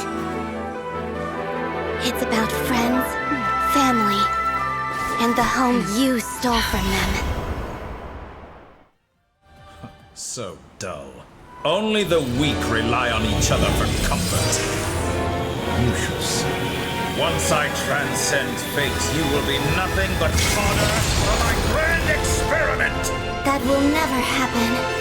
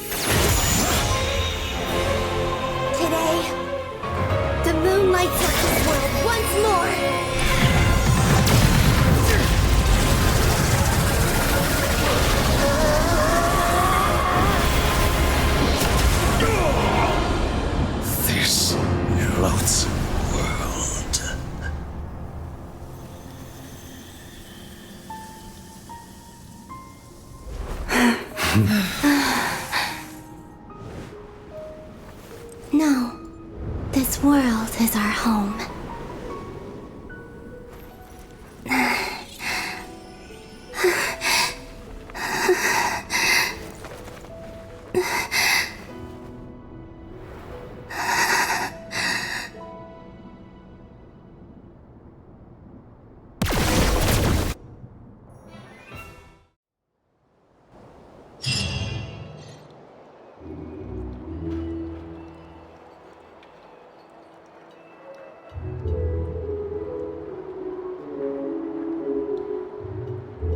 No, you're doing it wrong. The moon looks like this now. What are you drawing, children? The new moon, Mom. It looks different than before, doesn't it? Also... Can I go buy a sugar sculpture today? Please? Just one? All right. I suppose today is a special day after all. Almost like a festival. Extra, extra! Get the latest Nasha Express here! Post-disaster report! Nasha Town reborn beneath a new moon! The voyage begins today! The future looks bright thanks to the League. Want a copy? I knew things would be different. But I didn't think that would include the moon. They say a new moon goddess has been born. A new moon goddess? Who's saying that? The Frost Moon Scions? I guess so. I'm not too clued up on the details. As far as I'm concerned, the moon's still in the sky and it's business as usual. Hey, since we've come all this way, shall we grab ourselves a free meal while we're here? Are you a convert now? Or are you just here for the free lunch? Oh, come on, what does it matter? After everything we've all just been through? That smells good. All right, that's it. I'm hungry. Time to eat. Come on! We gotta get there early, or there won't be any good spots left! Shh, keep it down. This is a residential area. What if people are still sleeping?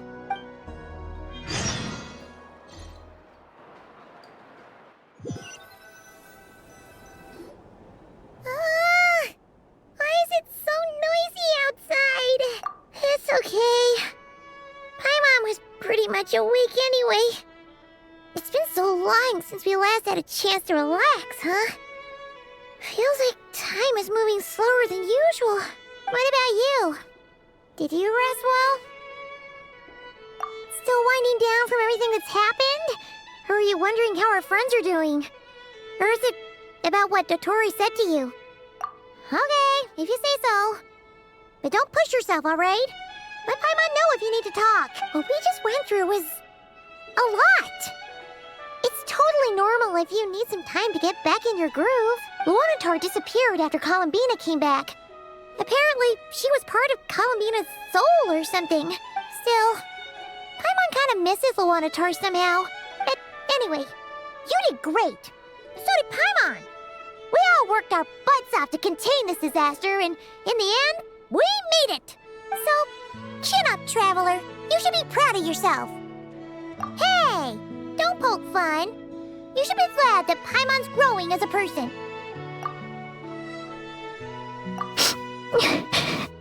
Paimon didn't think you'd mention it. You have no idea how anxious Paimon was. She was worried sick about you. Well, if you really want to show Paimon you're sorry, you're gonna need to make it up to her. You better be ready to splash out on a lavish meal. Phew. Okay. Paimon's full now. Huh? Oh, well... Hey there, Traveler and Paimon! Good morning! Morning, Yehuda! Here for some breakfast? Oh, I've already eaten. Just need some water. I was mostly worried you might forget what day it was today. So, I came over to remind you. Careful there, Paimon. Too much food will make you drowsy. Don't let anyone catch you hot. Yeah, she'd probably be saying that to Aino. She's the baby of the group, if anyone. True. You know, I'm surprised that all these competing groups are actually coming together to try to solve things together. Definitely a first for Nodcry. Well, nothing like a region-wide calamity to bring people together. After that, surely even the most self-interested people have to realize that going it alone isn't worth the risk, right? Try telling Boss Neff that. She's not exactly convinced that people are gonna get with the program. Really? But if she's so pessimistic about it, why'd she agree to be the Curatorium's representative in the League? Probably 'cause even though Unity sounds like a pretty far-fetched idea, the benefits it would bring make it worth a shot. I think things will work out, though.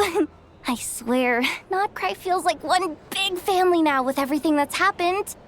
More than it used to, anyway. Paimon's with you on that one. And it seems like plenty of other people agree, too. Just listen to the bustling streets. All right. Everyone's been rebuilding these last 2 weeks, and the evacuees have been coming back in droves. Life's slowly returning back to normal. Which means my workload's probably gonna shoot back up. Were you about to head out? There's still some time before the ceremony begins, you know. Yeah, we were gonna take a stroll around the square and say hi to some friends first. Sounds good. See you later then.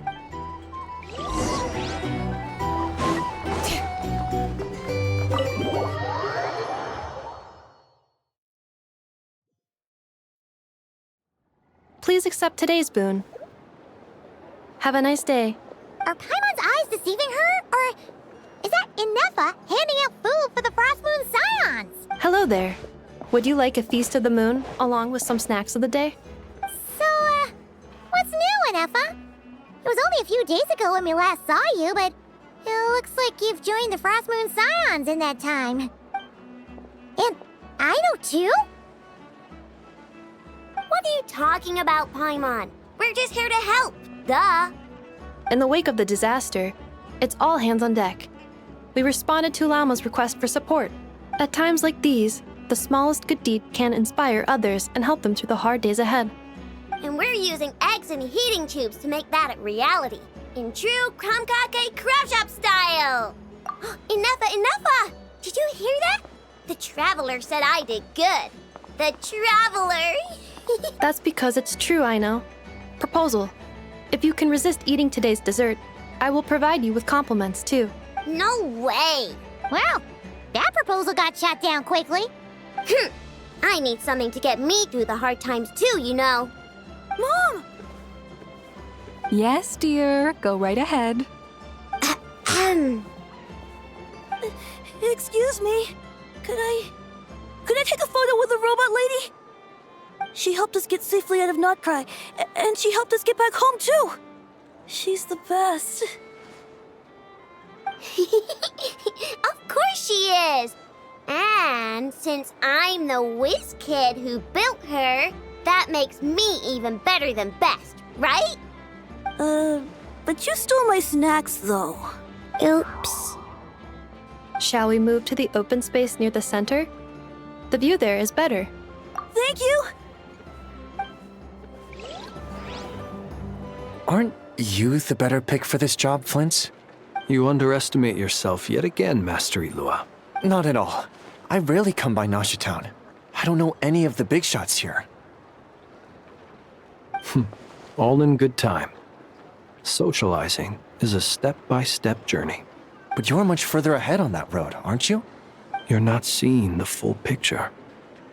You know the truth now. My friends do not understand my habits. There is no question about it. The Lightkeepers need a representative in the League. Someone who is upright, cares about other people, and can realize their self-worth through group action.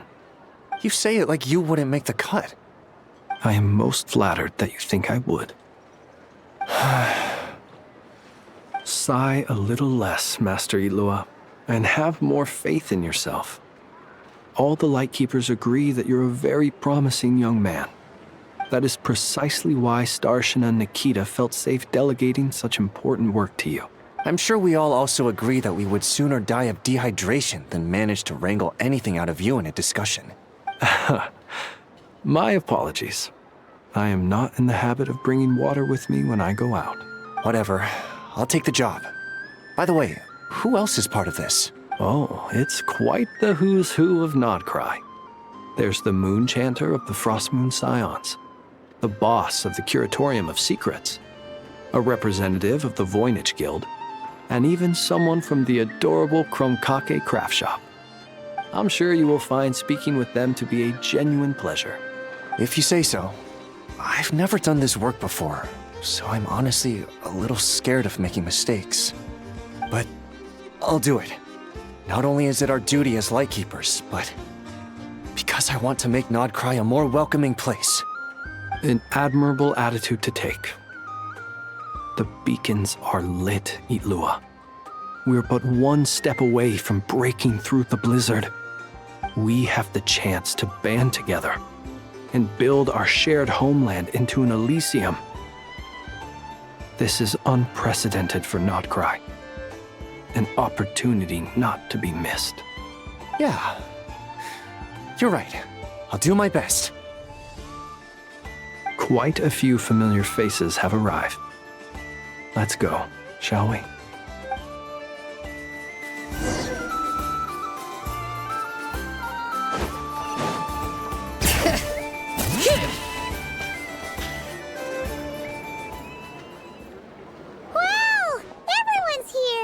You seem well rested. I know no one's asked, but I'm sure you all want to know, so let me just say, we're doing great. Thanks. Well, great, but not perfect. I'm starting to lose my mind from boredom. Can't drink a drop of alcohol while I'm waiting for my wounds to heal. I'm sure you had a sneaky swig or two. Wait, how'd you find out? I'm sure you must be missing Mondstadt after all these years away, Grandmaster. Yeah, you could say that again. Every time I get news from Mondstadt, it makes me want to go back and see the place for myself. Honestly, once things are wrapped up here, I think it'll be time to head back home. Hey, looks like someone's taking the stage. Can everyone see okay? Anyone need a boost? I'll just listen from the back. It's fine. You're taking this pretty seriously, huh, Durin? Well, it's not every day that I get the chance to see how people speak in official settings. Soak it up like a sponge. I'll make sure you get a chance to practice for yourself later down the line. Actually, I know just the thing. You can debrief the Knights of Favonius for me. Mr. Varka, are you forgetting that I'm not a Knight of Favonius? I can knight you. Any particular title you'd like? Is he joking? I really can't tell. You'll have to figure this one out for yourself. It'll be a good learning experience. It is my honor to host the opening ceremony for the League, and to have this opportunity to speak to you all in my capacity as Voynich Guild representative. Could this person also have been pushed onto the big stage by the real big shots? Guess I'm not the only one then. We come here today, having weathered the trials and hardships of yesterday, and having learned from them the importance of unity and cooperation. All right, here we go. Uh-oh, looks like Aino's off in dreamland already. Wait, Boss is looking kinda drowsy too. What's up with her? Come on, get this speech over with already. Nodcry is our home, the land we rely on for survival. And as we chart a course for the future, may we persevere through the storms ahead as we sail towards a new era of prosperity, freedom, and hope.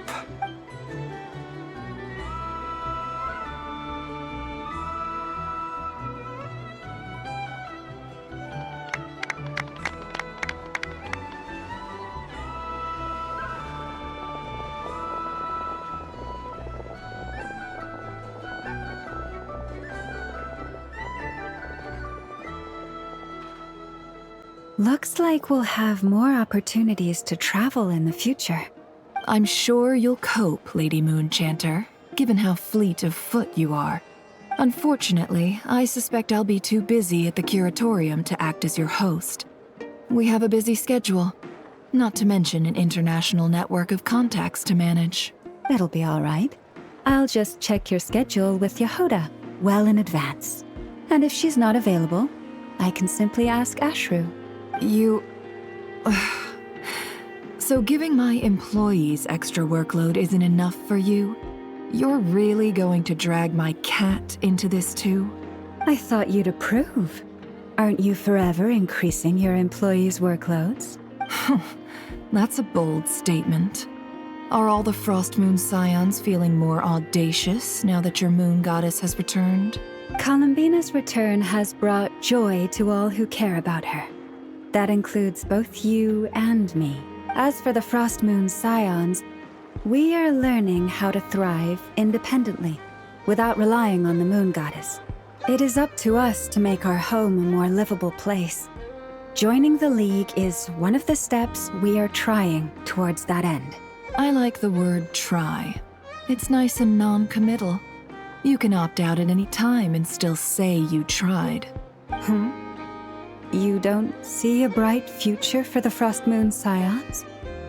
Or did you mean the League? I'm just not as optimistic as you.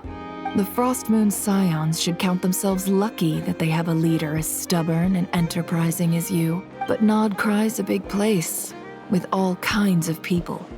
Most of them don't enjoy answering to a leader, or even listening to reason. Well, that's where you and your methods come in. Unless the Curatorium of Secrets is only here for appearances. For now, yes. And that won't change until this venture becomes worth my while. What would make it worth your while? Getting out more than I put in. Right now, I'd barely break even, but I'll grant that it's a good start for Nodcry. Then maybe it's worth a try. All right, you can stop now. Or do I have to join the Frostmoon Scions before you'll get off my back? You'd be very welcome to join us. Hey, you two! Congrats on all your hard work! What are you chatting about? Nefer was trying to dissuade me from adding to her employees' workload. Also, she's considering joining the Frostmoon Scions. Sorry, what? Your conversations are always the most interesting. Would you two care to join me for some tea before heading to your next destination?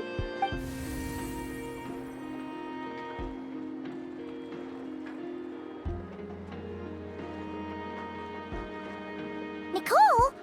Wait, where are you? Aren't you gonna show up today? Sadly not. I'm otherwise occupied right now. I'm sorry, Paimon. I can hear how disappointed you are. If it's any consolation, let me say that how things appear on the surface is a far cry from what they are at their core. Perhaps you'll feel better if you focus on the fact you have a special line of communication with the great mage herself. Okay? Has something happened? No, or not yet, anyway. Well, that's not ominous at all. Not for the time being. Just think of this as a general check-in to make sure this communication system is still running smoothly. Besides, it's good to chat once in a while if we want to maintain our friendship. You could have just said so. Paimon got all worked up for nothing.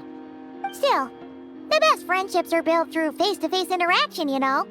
It's never gonna stop being weird having tea with you when you're not there and just talking to thin air. All right, fair point. I'll bear that in mind for next time. Yeah. Any update on that crisis at the world's borders? Alice just informed me that they had their work cut out for them. And now everyone's thoroughly exhausted. But they did finally get things back under control. Still, we can't let our guard down yet. The disruption caused by this disaster has made Teyvat easier to detect from the outside universe. She plans to wait for things to stabilize, then reschedule her Mondstadt vacation plans. As for me, I agree with Hat Guy's perspective. This is a time when many new variables are emerging, and the situation is changing constantly. Plus, most of this change is for the worse. We have to remain vigilant and ensure that the embers of chaos are not rekindled. I did notice that the energy in Nodcry changed somewhat after the War of Funerary Flame, but since it was still aligned with the Light Realm, I never gave it a second thought. It looks like I'll have to examine the connections between phenomena I observe more closely in the future. Just doing my duty. It's more or less second nature by now. Of course. To give you the full picture, I'd have to start with the substance from which angels were formed. Never mind. Paimon's right. Showing off my knowledge would be much more satisfying in person. By the way, you did receive the gifts from the Hexen Circle, yes? I'm not trying to claim credit or anything, but my pride demands that I at least mention it. They're quite similar to the protective talisman that Alice gave Dory, but with some very special enhancements. Oh! So that's what kept our friends safe when Dory trapped them. Indeed. We went to great lengths to make sure they were invisible to his eyes. I'm so happy they came in handy. Still, not fishing for gratitude, by the way. I just want you to be aware that sometimes your friends may be protecting you in ways you cannot perceive. Anyway, I'll contact you if anything else crops up. If not, you know what they say, no news is good news. Oh, my angelic instincts are tingling. They say you should head to the docks next. Your friends are about to board their ship home.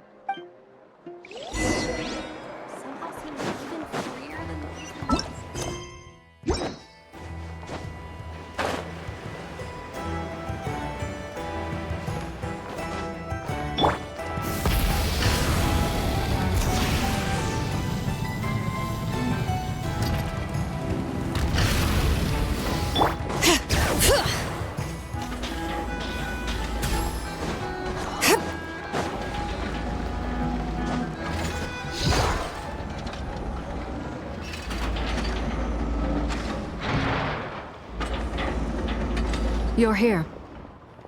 You're here too, Hat Guy! Are you heading back together? No. I'm bound for Sumeru, and she for Fontaine. We just happened to cross paths at the harbor. Everything seems fine. Sandrone may have an abominable temper, but she's always been very responsible with important calculations, and things entrusted to her by valued friends. You always speak as if you know us inside out, Mr. Hat Guy. Maybe I'm just a good judge of character. I certainly hope that's all there is to it. Regardless, you have been a significant help in this matter. For that, you have my gratitude. I didn't do anything special. Sandrone's the one who completed a seemingly impossible formula and turned the tide of the entire battle, even giving her life in the process. She's the one we should be thanking.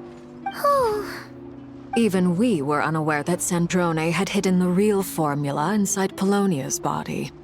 She managed to fool Dottore into thinking the formula was running in her system by installing an identical-looking decoy within her.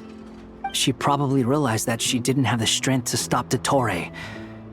But this way, she could at least get him to lower his guard. She always worked like that. Always had a backup plan. Well, that's why I'm traveling to Fontaine. She made a request of me long ago, and the time has come to fulfill it. Think of it as her will. She said that should she ever fail in a mission, she'd like me to deliver her core and Polonia's to the Fontaine Research Institute. She also mentioned that she had made arrangements for people there to set her affairs in order. Some of her personal effects, such as her notes, were left to me. I've decided to take them back to the House of the Hearth, for safekeeping primarily, but also as mementos, I suppose. However, there is one book among them that I'd like to leave in your care. I'll have someone deliver it to your residence at the flagship at a later date. No, I was specifically warned not to tell her. This is her last wish, and I will abide by it. I can only hope so, but none of us here can know for certain. I bade farewell to Columbina earlier today. As promised, she turned the iridescent moon's marrow over to me. She spent a long time with Sandrone's body, saying her goodbyes. Oh, is she all right? Sandrone's passing has left a great wound in all of our hearts. It will take time to heal, but Columbina surprised me. She offered me some words of comfort before I departed. Despite being grief-stricken herself, she showed an awareness of the feelings of others around her. She never used to act like this. Clearly, she has grown. And I suspect that we have you to thank for much of the change we are seeing in her. After these recent events, the Tsaritsa has revoked the Pale Star Edict.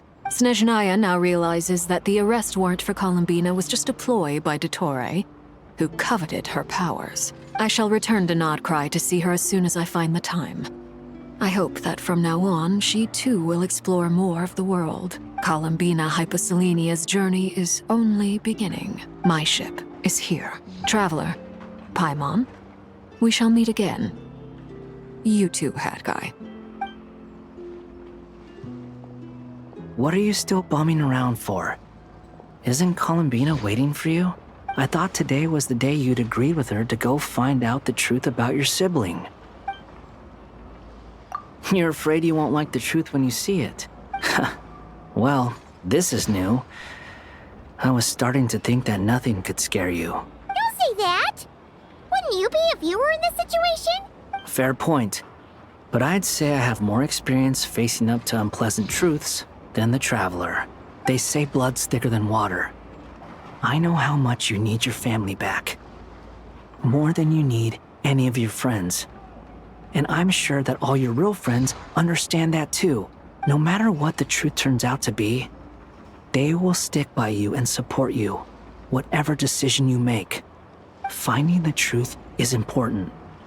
But more important still is what you choose to do once you've found it. At least, that's the life lesson I've learned from my experience, grappling with the truth. What? now that Dottoro's dead and gone? A little, I guess. But it hasn't solved everything. Maybe I regret not getting to end his life with my own hands. Or maybe it's something else. But for whatever reason, I still feel like I have a chip on my shoulder. Either way, I'm going back to Sumeru. Lesser Lord Kusanali is gonna need help dealing with all the chaos Dottori left in his wake. Not just from this incident, but everything he did in the past, too. You should continue with your journey, as you've always done. Who knows? Maybe we'll meet again someplace else. So, what should we do now? If you want to explore a bit more to steady those nerves, Paimon's game. After all, when Columbina said she knew where your ship was hidden, Paimon promised to give you two some alone time with the truth. It hasn't been all that long since we were last apart, sure, but with Columbina there, Paimon's sure things will be just dandy. Ain't no biggie. Paimon might be all about that food and fun, but she knows how to do right by people. Paimon's sure you'd prefer to digest the news about your brother in peace. But, no matter what you see, just know you can share it with Paimon. Of course, as long as it's not super private. If you can't make sense of something, let's give it some thought together. And even if we both can't figure it out, Paimon can at least treat you to a nice meal. Glad to hear it. Feel better now? Alrighty. Next up, time to meet with Columbina.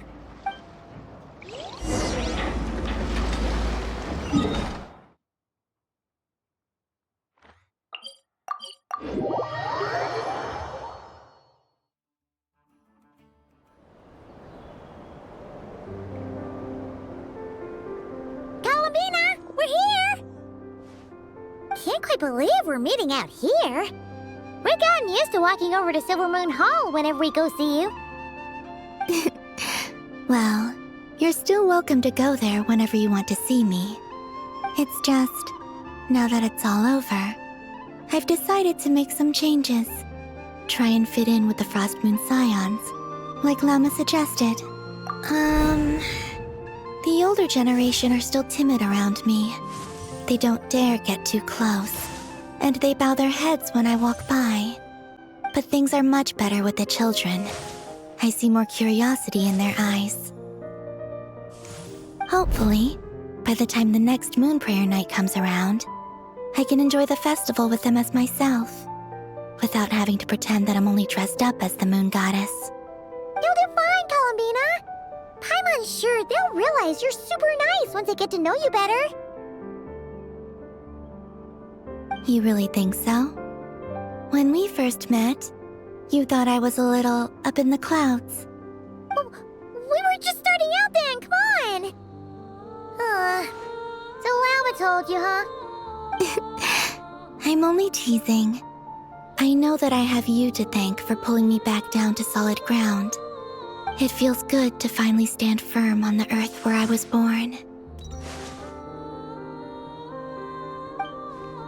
Oh, that's great!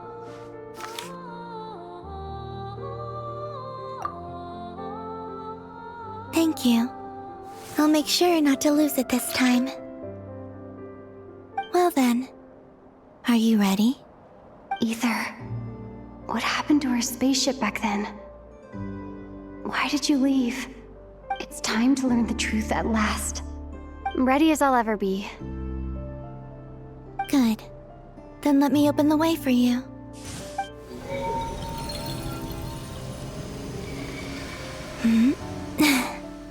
Where does this lead? To our shared destination. Huh? Do you remember me telling you about my missing prologue back when we just met? I said that my story began on the moon, but while I was inside the moon's reflection, I realized that my prologue was really hidden in the future. I just had yet to discover it at that point. The story of the time before I was born was in fact the story of my distant future. It's truly fascinating. But when I obtained the Trilunar Authority and returned to our present reality, I sensed something I hadn't expected. Your prologue. So you mean... Yes, your spaceship. All this time, it has been hidden on the frost moon, which lay beyond the sky. The great ruler of the firmament. The heavenly principles. Wait, them? Why would they do that? I don't know. Perhaps your ship contains something that is incompatible with Tevat. Or something that cannot be known. Oh, did I pick a bad time to say this? I know it must have been hard to work up the courage to do this. Maybe I should have waited until you were on the moon, with no chance to back out. That would have been kind of mean, you know. Take me there. Oh? Whatever is hiding in that ship, it belongs to me and Ether. Those memories belong to us. No one else has the right to decide whether I should or shouldn't know about it. Not even the heavenly principles. Very well. Then let's go. You two take care, alright? And don't forget to come back soon! Rest assured, Paimon. We will. Traveler, after you. Thinking about the story that we'll find hidden on the moon? Yes. And hoping that it has a happy ending. Stories like that don't exist, you know? You don't believe in happy endings? I don't believe in endings.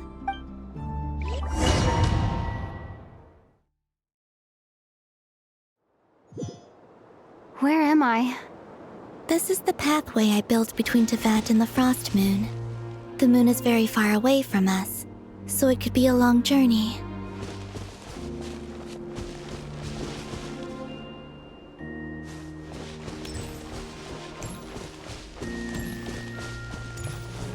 After I obtained the Trilunar Authority, I unwittingly saw past events from many of my friends' lives.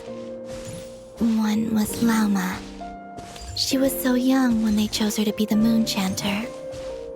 From then on, the Frost Moon Scions looked to her to bring messages from their goddess. But, for better or worse, I had left Hisi Island before she was ever born. It was not until much, much later that she met me. I think it's for the best. Because of the way things turned out, you had the opportunity to become friends. You're right.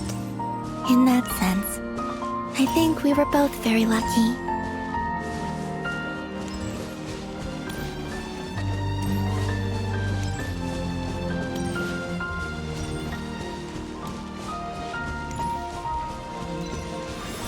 Oh, and about that mage, Nicole. I only recently learned that she has lived in Tevat since the time of the Three Moon Sisters. The Moon Goddesses always had a good relationship with the angels. I suppose our friendship continues that tradition.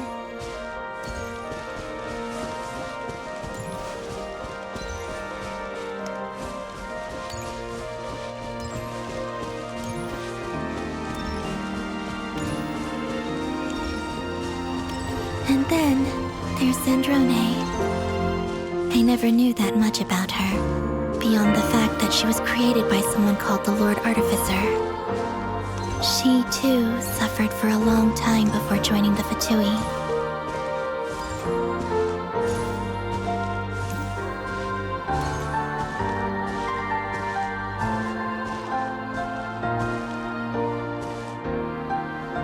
How I wish I could talk to her again. Even if only to hear her say nasty things to me.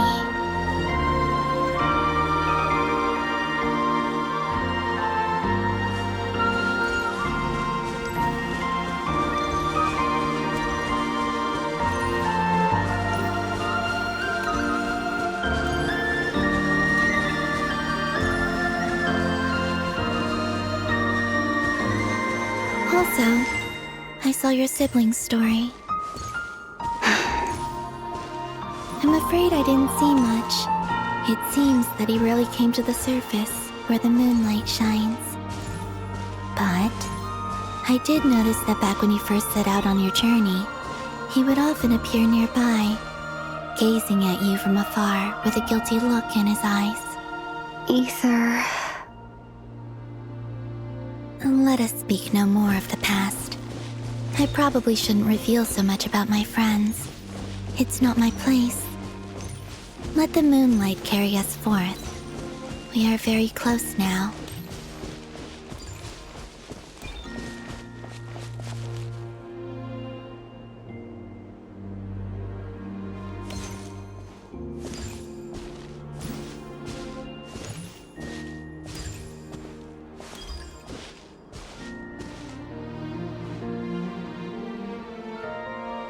After this, I'd like to bring some kuhenki to the moon as well.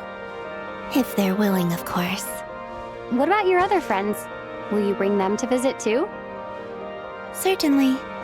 But I'll need to tidy the place up first. This home hasn't received any guests in a long, long time.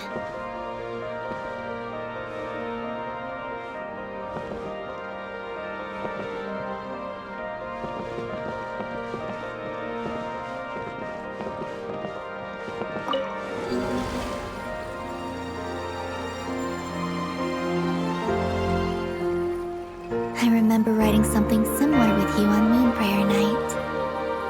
I believe it was called... Dodoko's Whirligig. Yes, that was it. You asked me if I was afraid to return to the moon, and I said that I was.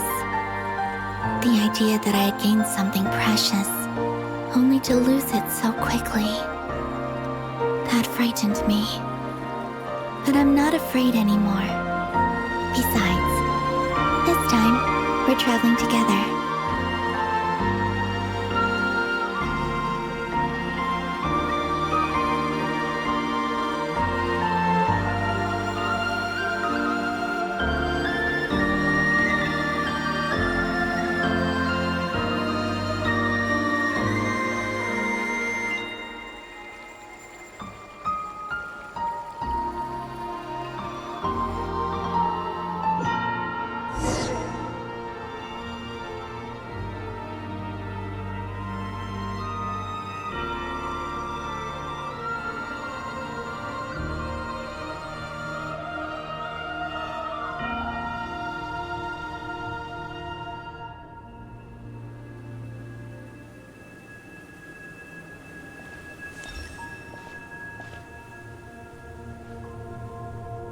We're here.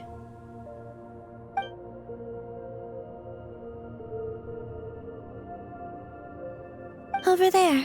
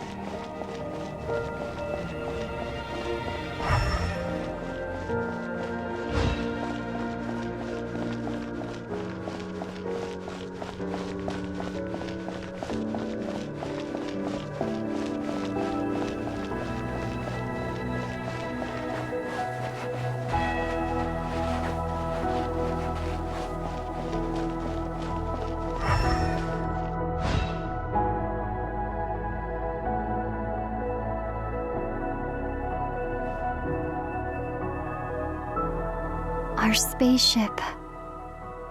It's huge.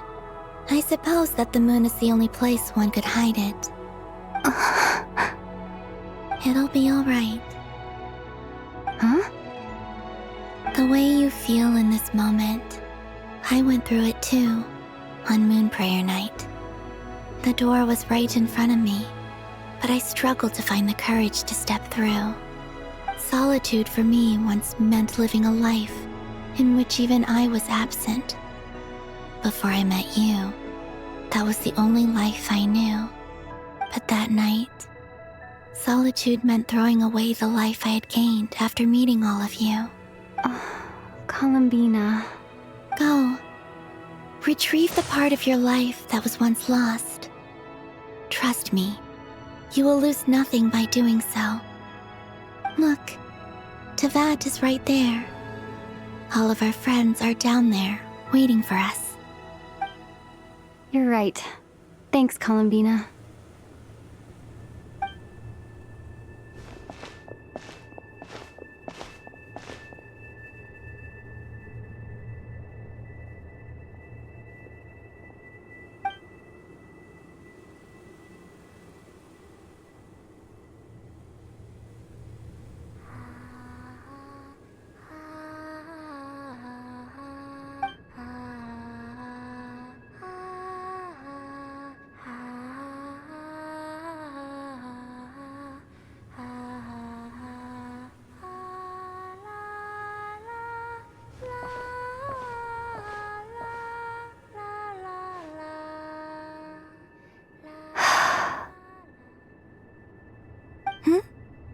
Finished?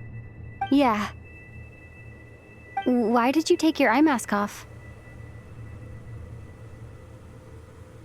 Well, since my return, I've decided to take more opportunities to see the world with my own eyes. Besides, I've always wondered how Tevat looks from the moon. And what do you think? It's beautiful. I could spend a whole day here just gazing at it. What about you? What do you think of the truth you found? I haven't looked at another person's expression in a long time, but I think yours is saying it was neither good nor bad. Keep this up, and it won't be long before you give Nefer a run for her money. Oh, I don't think that's going to happen. I'm much more used to sensing what's going on around me with Kuvaki. I think I'll save my eyes for seeing special moments I really want to remember.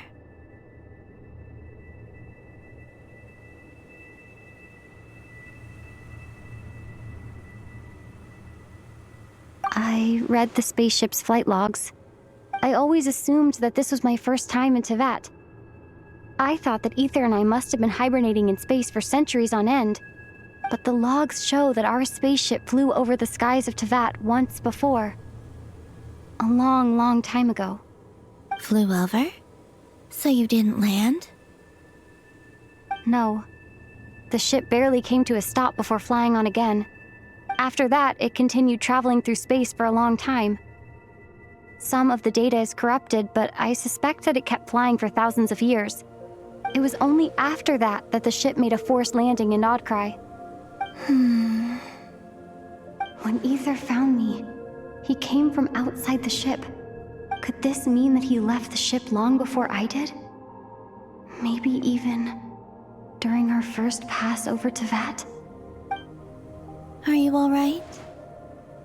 Yes. I can feel that the truth is coming together, one small piece at a time. I remember Ether telling me that when he first arrived in Conria, he could not recall the past. So this might be something that even he doesn't know. Here, I made some space for you. Your mind must be racing, and this seems like the perfect place to relax and clear your head. Oh, wait, there's one more thing.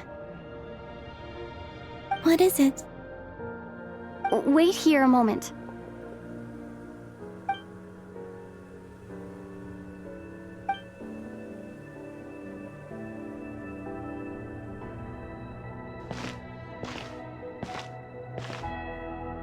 Hey, Columbina.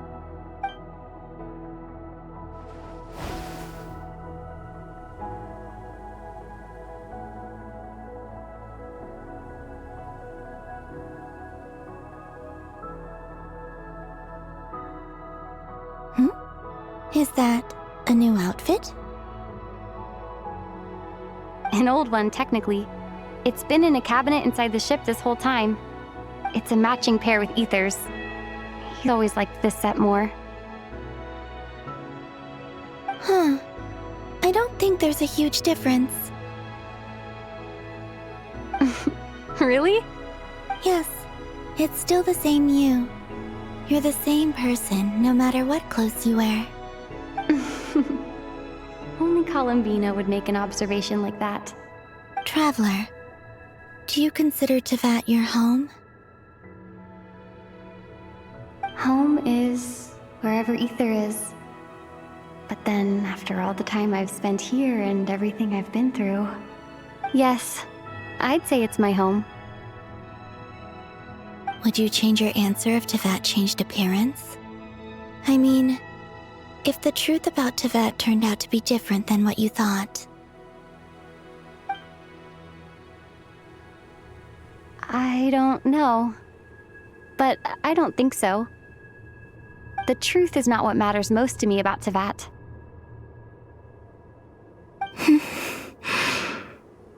When I was first born, I longed for a home.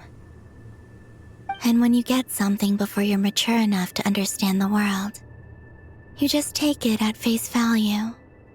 I thought that a home was a transaction. You give me what I want, and I'll do the same for you. But you and your friends taught me what a true home should look like. You never asked for anything, yet you gave so generously to me. That's because your friendship matters to us. It was worth it. In the past, I thought that my birth in Nodcry must have been a mistake.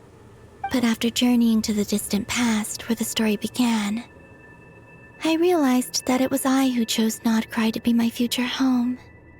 Now, I am glad that I made that choice. I'm sure your friends are just as glad. In fact, I intend to make the same choice today as I did back then. What do you mean? Well, I've given the Eternal Moon's Marrow to Lauma, and the Iridescent Moon's Marrow to Arlecchino. And now, I shall return my Kuvagi to Nodcry again, that it may continue to protect my chosen home. Wait, but what about your body? Oh, are you worried that I'll disappear again? I won't. Not this time. The Frost Moon has now entered the false sky, and I am the Trilune Goddess. I am only returning to Nodcry the part of me that it needs. I am giving what I can, because my home is worth it. Oh, and I have something for you, too.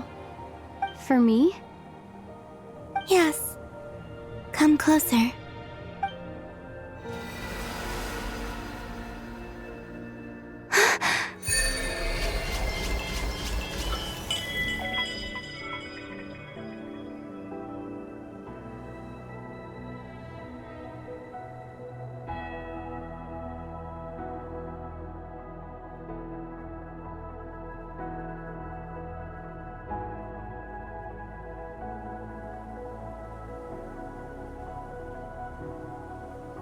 What was that? I lifted some of the restrictions this world placed on you. I trust this will help in your future adventures.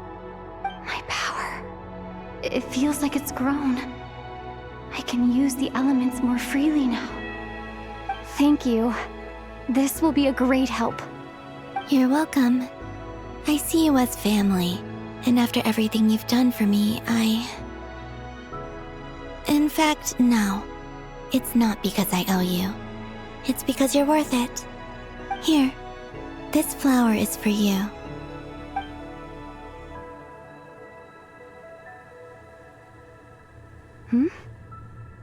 Isn't this a moon prayer blossom? Yes. Don't worry. You will never see these flowers lose their color again. I'm finally discovering the joy of giving. How I wish I'd learned this sooner. Hey, better late than never. What are you thinking about now? Why don't you take a guess? You get one shot. I don't think I'll get it in one guess. but I'm sure it's a happy thought. That's kind of a sneaky answer. I can't say you got it wrong, down into that. The moon seems so far away. I felt it might always lie beyond my reach. But on the moon, everything feels so close by. The haze that once enshrouded the skies has finally been dispersed. I feel like a traveler on a winter's night, starting a new chapter in my tale by the warmth of a bonfire. I don't have a lot of luggage, but I do have a lot of hope for the future. Well, what's next? Next, to start with, I want to stay here just a little longer. After that, let's return home and continue our journey.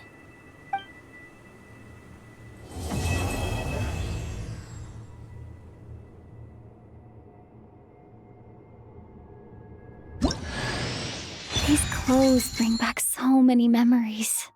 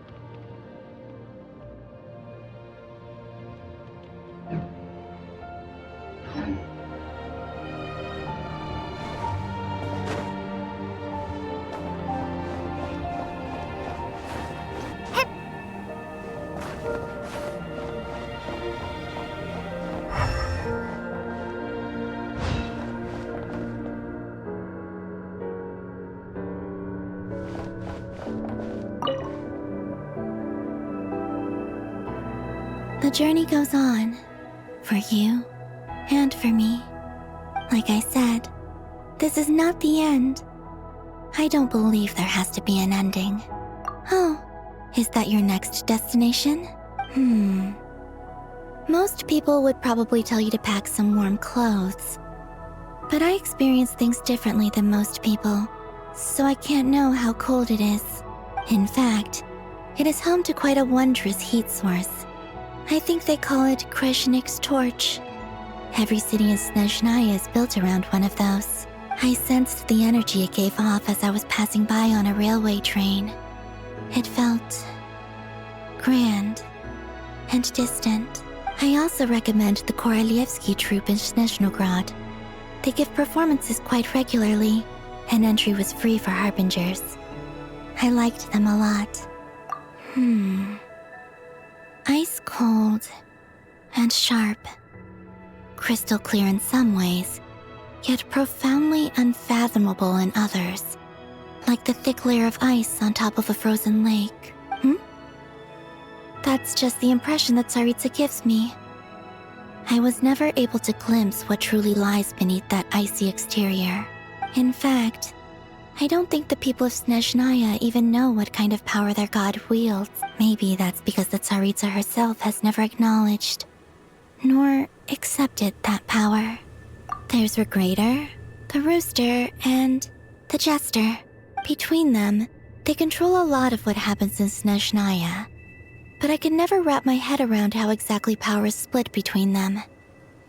I just know they are each responsible for many specific domains. I noticed that the Rooster and Regrator often appeared to get along on the surface, while working against each other in secret. And theirs is not a friendly rivalry. But I wasn't particularly interested, so I tended to keep my distance. Now that I think about it, the term Mistelton often seemed to come up in connection with Project Stuja.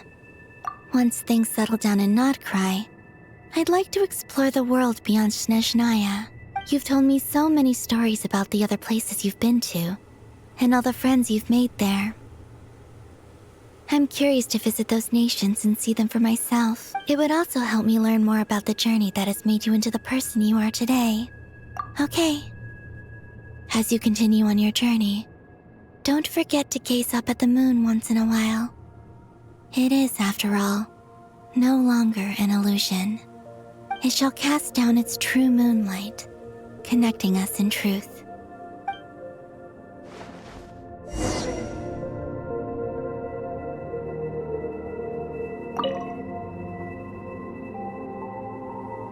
The journey goes on. Like I said, it shall cast down.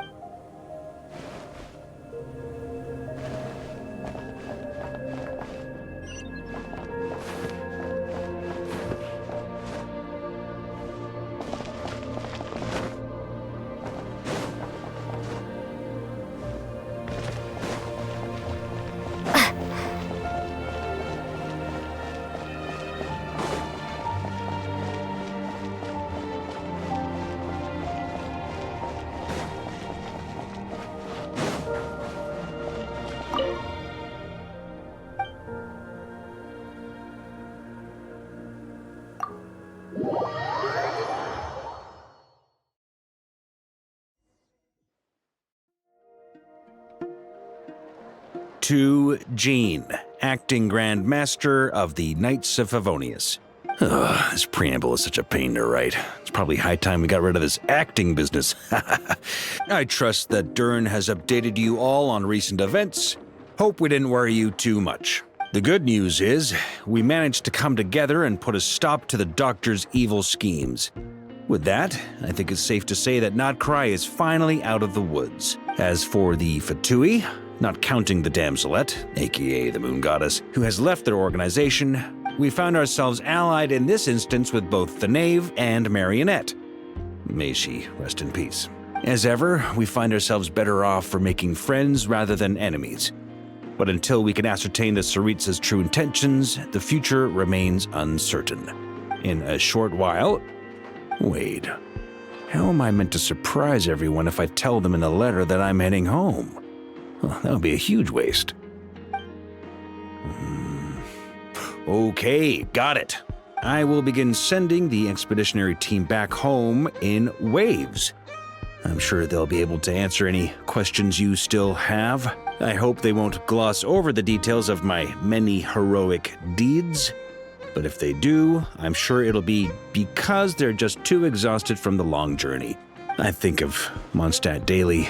Please give everyone my best regards. P.S. The honorary knight went above and beyond this time.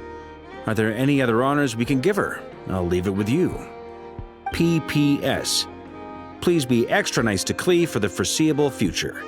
I cashed in on the last favor that the Hexen Circle owed us, so we need to earn some more goodwill. If there's any serious problems, feel free to stick me in solitary confinement when I get back. I'll do the time for her.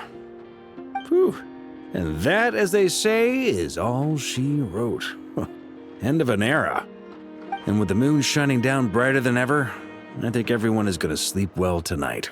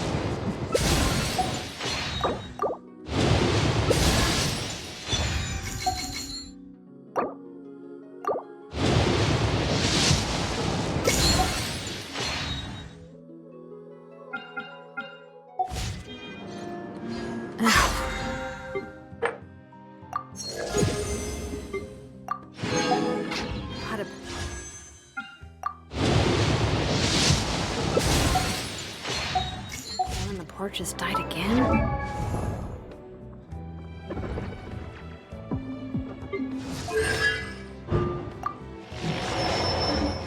Following it every day. Ugh, don't tell me it's